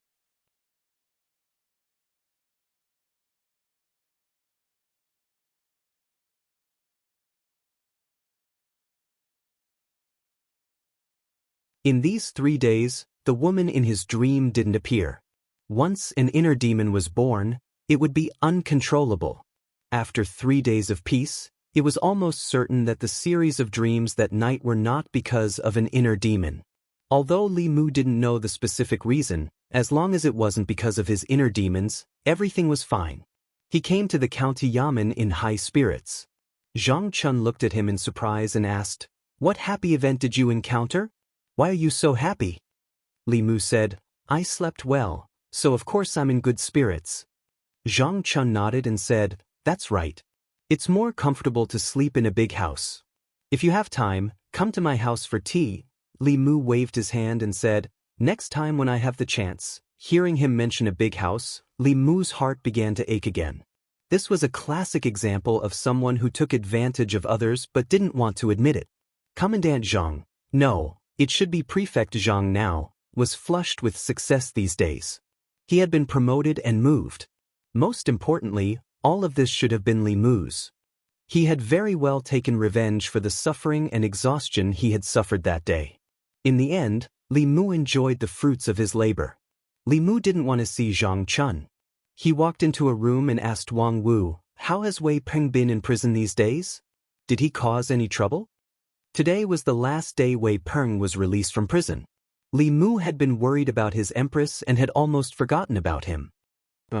Wang Wu shook his head and said, "He's been reading books in prison." Li Mu was surprised and asked, "Reading books?" "Books." Wang Wu said, after he went in, he had Yang Xiu give him a copy of The Laws of Great Zhou. These days, other than eating and sleeping, he's been reading books. One wasn't afraid of hooligans being bold or cultured. One was afraid of hooligans being bold, cultured, and understanding of the law. After Wei Peng had suffered a few losses at Li Mu's hands, he seemed to have learned his lesson and decided to use the law to defeat the law. If he really was familiar with the laws of Great Zhou, perhaps he really could cause some trouble for Li Mu. At the very least, it wouldn't be so easy for him to fish next time. This was a matter for the future. Li Mu didn't care about Wei Peng anymore. He walked out of the government office and patrolled the streets. As a constable, patrolling wasn't Li Mu's responsibility. However, for the sake of psychokinesis, he would do such a small thing himself. The people still greeted him warmly, but there was very little psychokinesis left in their bodies. This was because a large part of the psychokinesis had been taken by Zhang Chun. In addition, it had been a few days since the previous incident. The popularity was no longer there. It was impossible for the people to continue producing psychokinesis. If he wanted to continue to obtain psychokinesis, he had to do something to make them produce psychokinesis. However, after the abolition of the Crime Substitution Silver Act, most of the children of officials in Shendu quieted down. Li Mu couldn't just go up and beat them up indiscriminately. In the past, it was to promote the reform. Now, there was no legitimate reason. The sound of horse hooves approached from afar. 3 figures on horseback galloped past the intersection not far in front of Li Mu. After the abolition of the Crime Substitution Silver Act, very few people rode on horses on the streets. Li Mu had seen this person once. It was the Zhou clan's descendant that Wang Wu had advised Li Mu not to provoke. The people pointed in the direction that the Zhou clan's descendant had left and discussed animatedly. Li Mu thought for a moment and chased after them with large strides. It wasn't easy to obtain the psychokinesis of the people. The more others didn't dare to do it, the more he wanted to do it. Li Mu had just reached the end of the street when he suddenly heard an uproar in front of him. It was mixed with the cries of the people. Li Mu's expression changed. He quickly ran toward the crowd in front of him. The Zhou clan's descendant was still riding on his horse. There was a long trail of blood on the street in front of the horse. A few feet in front of him, a figure lay on the ground. It was an old man. His chest was caved in as he lay on the ground, no longer breathing. Golden light surged in Li Mu's eyes.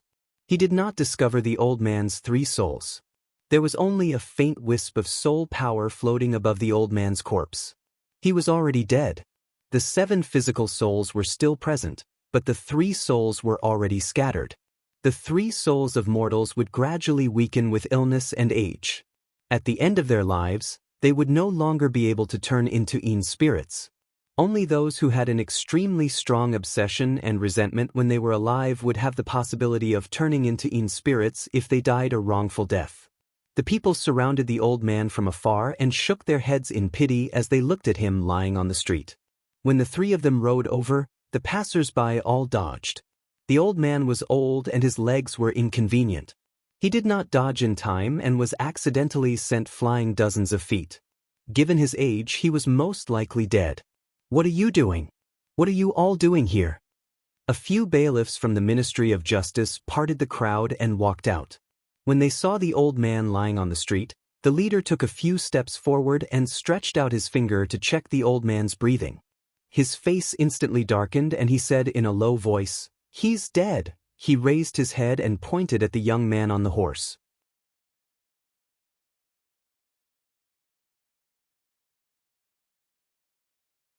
The leader of the constables looked at Li Mu with a complicated expression. "I'm really impressed this time." The person beside him shook his head. "You have to be impressed." The last constable opened his mouth wide and said, "This guy is really not afraid of the heavens or the earth."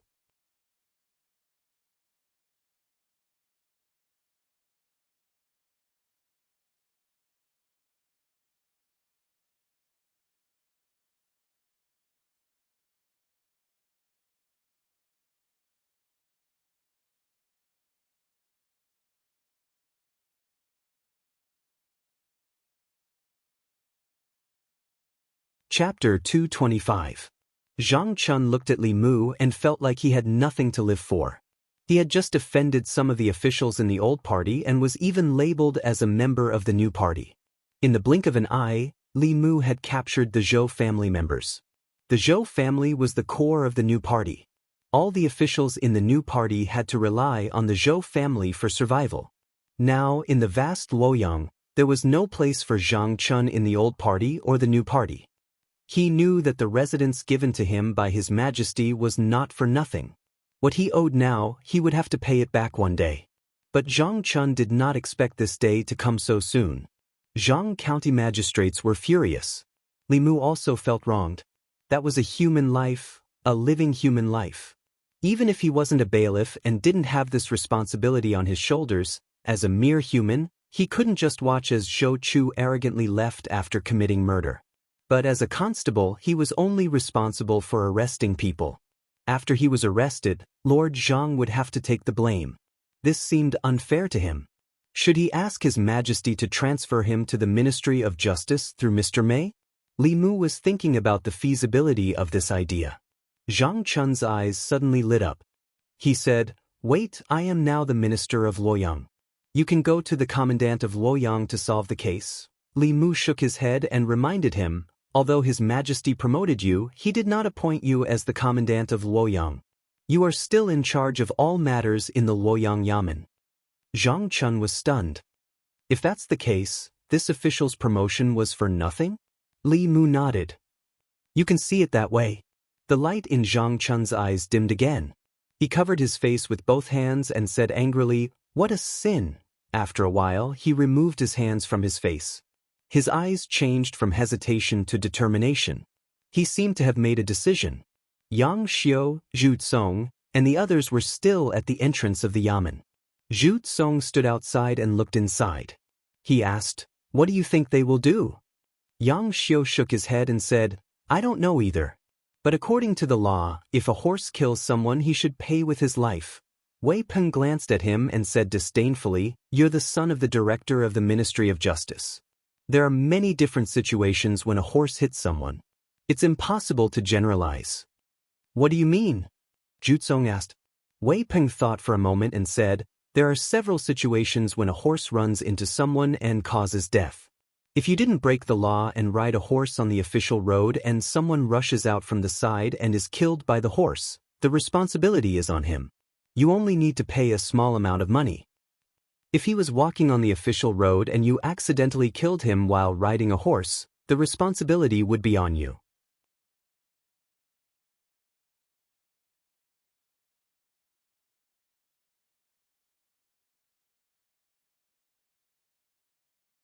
Zhou Chu was just a small sixth-rank official. If he went against the Zhou family, he would not have a good ending. After this, he might not even be able to keep his position. In the Luoyang Yamen, less than 15 minutes after Zhou Chu was locked up, a man in an official's uniform hurried into the yamen. When the yamen saw him, they immediately bowed and said, "Greetings, Minister of Luoyang." The man looked angry and asked, "Where's Zhang Chun?"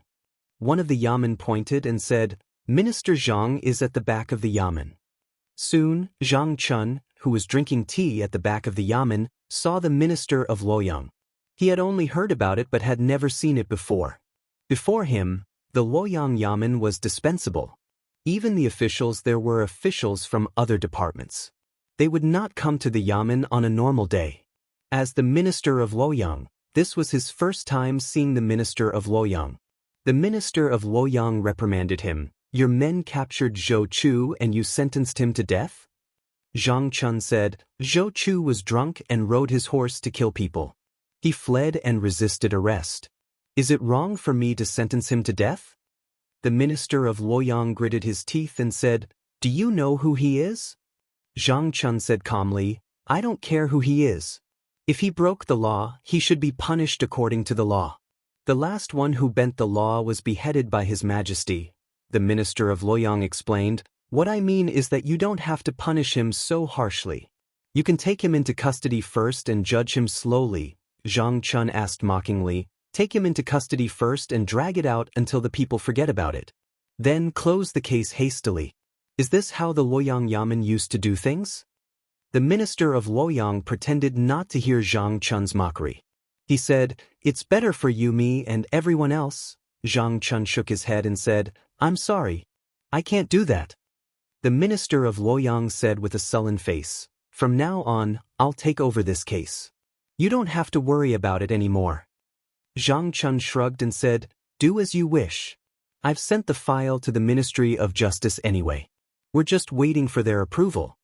The minister of Luoyang pointed at him and said angrily, "You?" Zhang Chun asked, "What about me?" "Your future is gone." The minister of Luoyang said coldly and turned to leave in big strides. Zhang Chun walked out of the door and exhaled deeply. He exclaimed, "Nice." He stood in the courtyard and was silent for a while. Suddenly, he looked at Li Mu and asked, "Are you close to Mr. Mei from the internal guards?" Li Mu nodded and said, "Not bad." Zhang Chun thought for a moment, then said, "Next time you see her, help me ask if the residence bestowed by His Majesty can be sold."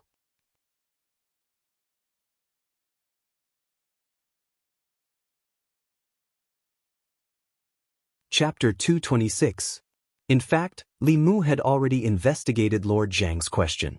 Other things bestowed by Her Majesty, such as silk and magic treasures, could be dealt with on their own, but not official residences. Official residences bestowed by Her Majesty or the Imperial Court could be modified, renovated, or even rebuilt, but they couldn't be sold. When officials left Shindu, they had to return the deeds to the house and the land. In other words, whether it was Lord Zhang's 2-sectioned house or Li Mu's 5-sectioned house, they still belonged to the Empress and the Imperial Court. After hearing this, Zhang Chun sighed and said, "What a loss." Li Mu didn't want to discuss the mansion with him anymore. he asked. What happened to Zhou Chu? Zhang Chun shook his head and said, even if there are many people from the old party in the Ministry of Justice, I'm afraid they won't be so opposed to the Zhou family. The conflict between the old party and the new party is about the succession of the throne. Other than that, they're actually the same kind of people. They're all privileged people in the Great Zhou. Moreover, Her Majesty's surname is Zhou. Li Mu thought for a while and said, if Her Majesty favors Zhou Chu, then I don't want to be a constable in Shindu. Zhang Chun suddenly became alert and said, where do you want to go? Li Mu said, back to Beijing. Maybe I'll enter the ancestral court of Fu Lu School. He came to Shindu to win the love of the people, to obtain psychokinesis, and to obtain cultivation resources from the Empress. All of this was on the premise that Li Mu approved of the Empress. If the Empress's actions disappointed him, Li Mu would change his mind. Big love and small love were all love.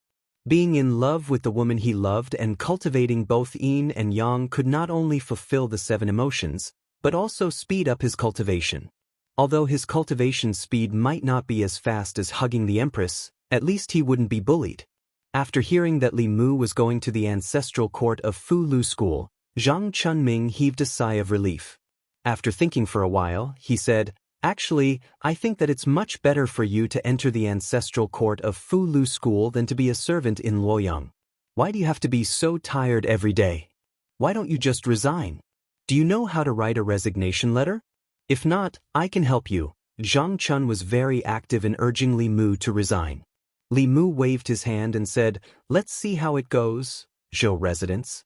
The news of Zhou Chu's drunkenness and his execution by the Luoyang Yamen had already reached the Zhou mansion. Even the maids and servants of the Zhou mansion found it hard to believe. Before Her Majesty became the Empress, the Zhou family was one of the most prominent families in the Immortals' capital. It had been many years since something like this had happened to the Zhou family.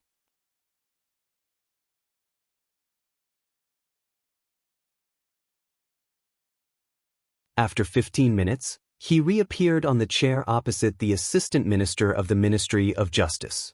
He said calmly, the position of County Lieutenant of Nanyang County is yours. The Assistant Minister of the Ministry of Justice threw the file aside and said, although he can avoid execution, his actions are too terrible. Even if the victim's family forgives him, he can still be locked up for a few years for killing, fleeing, resisting arrest, and resisting arrest. There shouldn't be a problem for him to hide outside and return to the Luoyang County after a few years, right? Zhou Ting said, no. Before the Substitution Silver Act was abolished, this case was just a little troublesome and could be settled with silver. However, now that the Substitution Silver Act was abolished, it was not easy for anyone to settle a murder case in the Luoyang County with simple methods. He glanced at the Assistant Minister of the Ministry of Justice again and his figure faded away. The Assistant Minister of the Ministry of Justice, Zhou Zhong, had the same surname as him, but he firmly supported the old faction of the Shao family and was the political enemy of the Zhou family. However, sometimes, the most trustworthy person was the enemy. The Assistant Minister of the Ministry of Justice looked at the file sent by the Luoyang County government and shook his head. He said softly, what will you do? The Luoyang County government. Li Mu was still patrolling outside when he received a message from Wang Wu. The Ministry of Justice had rejected Lord Zhang's request to be executed. The government had its reasons to execute him, but the Ministry of Justice also had their reasons to reject it. The reason given by the government was that Zhou Ting was drunk and riding a horse, causing death. Later, he attempted to flee and resisted arrest. His actions were too terrible and he should be sentenced to death for manslaughter. The Ministry of Justice did not approve it because the Zhou family had compensated the deceased's family with a large sum of money and the old man's family had written a letter of forgiveness. Under normal circumstances, for manslaughter and unintentional murder, as long as the family was forgiven, the government would give a lighter sentence. Once Zhou Ting was forgiven by the deceased family, he would be able to escape death. This was in accordance with the law, even in Li Mu's later life. Li Mu returned to the government office. Zhang Chun shook his head and said, there's nothing we can do. The deceased's family was not well off. The Zhou family compensated them with a large sum of money, enough for them to live the rest of their lives without worry. The deceased's family wrote a letter of forgiveness and the Ministry of Justice decided to give a lighter sentence. Zhou Ting will be sent to Jiujiang County to serve 3 years of hard labor. Wang Wu sighed and added, Jiujiang County, they are all members of the new party.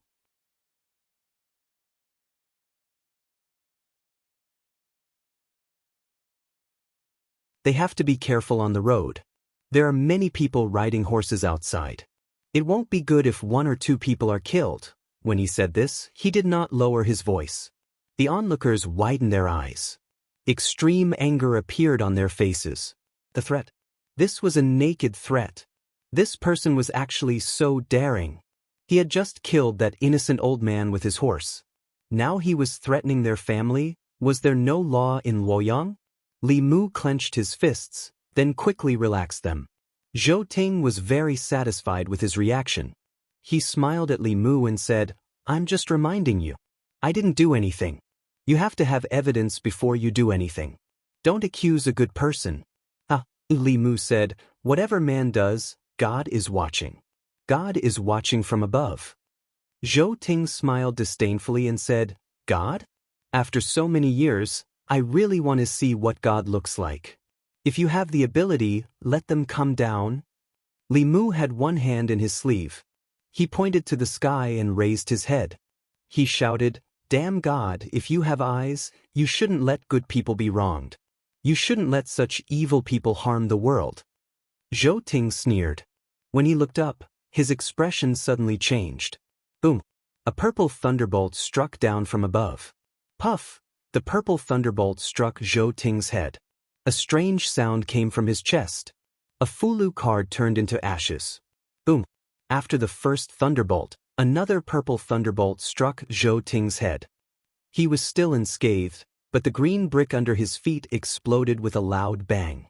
At the same time, a substitute talisman in his sleeve burned. Boom! The third thunderbolt struck. A jade pendant on Zhou Ting's chest turned into dust. Boom! The fourth thunderbolt struck. Zhou Ting's expression changed drastically. His eyes were filled with extreme fear. He cried out in shock, No! This purple lightning completely engulfed his entire body. In the blink of an eye, only a charred pit was left. Zhou Ting's figure had completely disappeared. It was as if he had evaporated into thin air. The noisy streets suddenly became quiet. Even the sound of a pin dropping could be heard. Gulp. It was unknown who was the first to swallow a mouthful of saliva. Everyone turned to look at Li Mu in unison, including the 2 divine ability protectors around him. Li Mu was still pointing to the sky. He quietly removed the handprint in his sleeve. He raised his hands and said, Don't look at me. It has nothing to do with me. You don't think that a third realm cultivator like me can release the heavenly thunder of purple cloud, do you?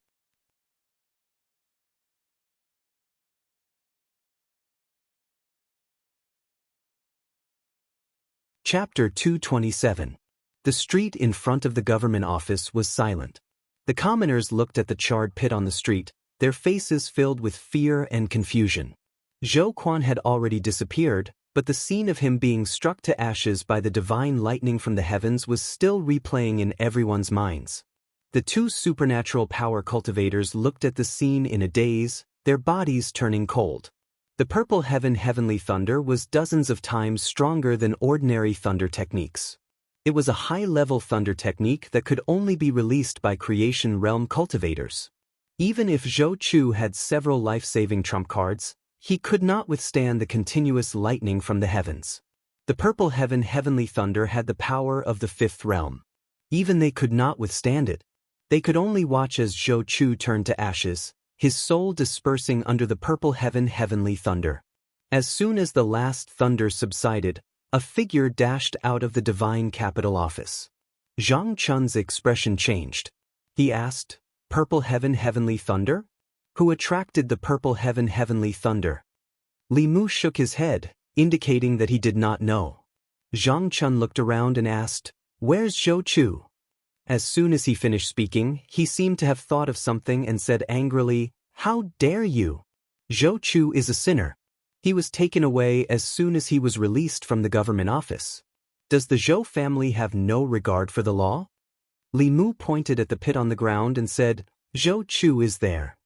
Zhang Chun stared blankly at the charred pit on the ground.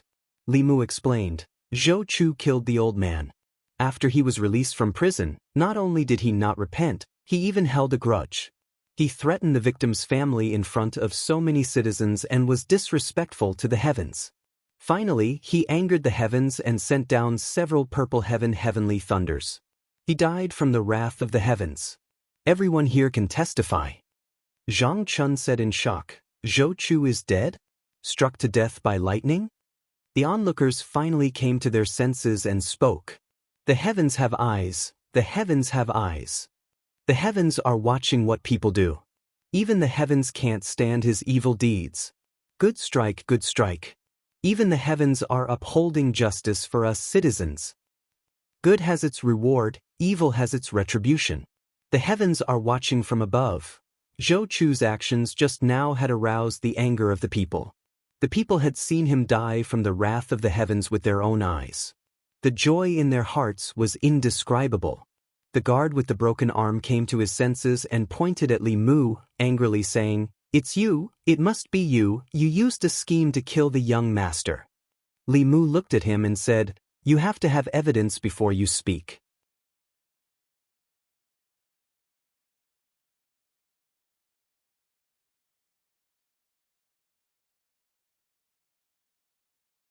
Mr. May appeared beside Li Mu. He looked at the corpses of the two guards on the ground, then at Zhou Ting and Zhang Chun. He asked in a low voice, "What happened?" Zhang Chun pointed at Zhou Ting with a mournful expression. He said, "Mr. May, you have to help me. This man tried to murder an official of the imperial court. He didn't care about the law at all. He didn't care about Her Majesty at all." Mr. May looked at Zhou Ting and asked sternly, "Lord Zhou, is this true?" The inner guards obeyed the empress. Even Zhou Ting didn't dare to be arrogant in front of the inner guards. He suppressed the anger in his heart and said, "This man killed my son. I wanted to avenge him. Zhang Chun came to me voluntarily. I didn't try to murder an official of the imperial court." Mr. May was shocked when he heard the first half of the sentence. He looked at Li Mu and asked, "Zhou Ting is dead. Did you kill him?" Li Mu hurriedly said, "Lord May, you can't simply say that. Just now, these commoners were all here. A few hundred pairs of eyes were watching. Ask them, have I ever touched a single strand of hair?" Hearing this, many people defended Li Mu. "It has nothing to do with Constable Li. Zhou Ting was punished by the heavens. We all saw it. He was disrespectful to the heavens. That's why the heavens struck him with lightning. Everyone saw it. He didn't die in one strike. He was struck several times. I counted. He was struck 4 times. The 4th time, he was struck by lightning. There wasn't even a speck of dust left. Constable Li must have woken up the heavens with his scolding. The heavens couldn't bear to see Zhou Ting continue to do evil, so they took him in." Mr. May looked at the generous crowd and found it hard to believe. The way of heaven was mysterious. No one knew or grasped the rules. If one did evil, they would be punished by the heavens. How many people were struck to death in Luoyang every day? However, with Li Mu's presence, this matter had a trace of credibility.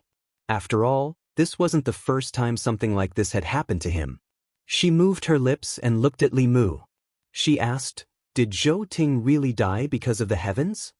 Li Mu nodded and said, "We all saw with our own eyes that after Zhou Ting was released from prison, he didn't repent. Instead, he threatened the victim's family in front of so many people. Later, he was disrespectful to the heavens and insulted them. Perhaps the heavens couldn't stand such a beast, so they struck him with lightning. Not long ago, there was a woman who died unjustly in Yang County. She was wronged and died because of the injustice. After she died, she became an evil spirit. Today, Zhou Ting did all kinds of evil deeds and died because of the wrath of the heavens." He looked at the charred pit on the ground and sighed. "Good and evil will be rewarded. The heavens are reincarnated. If you don't believe it, look up and see who the heavens forgive."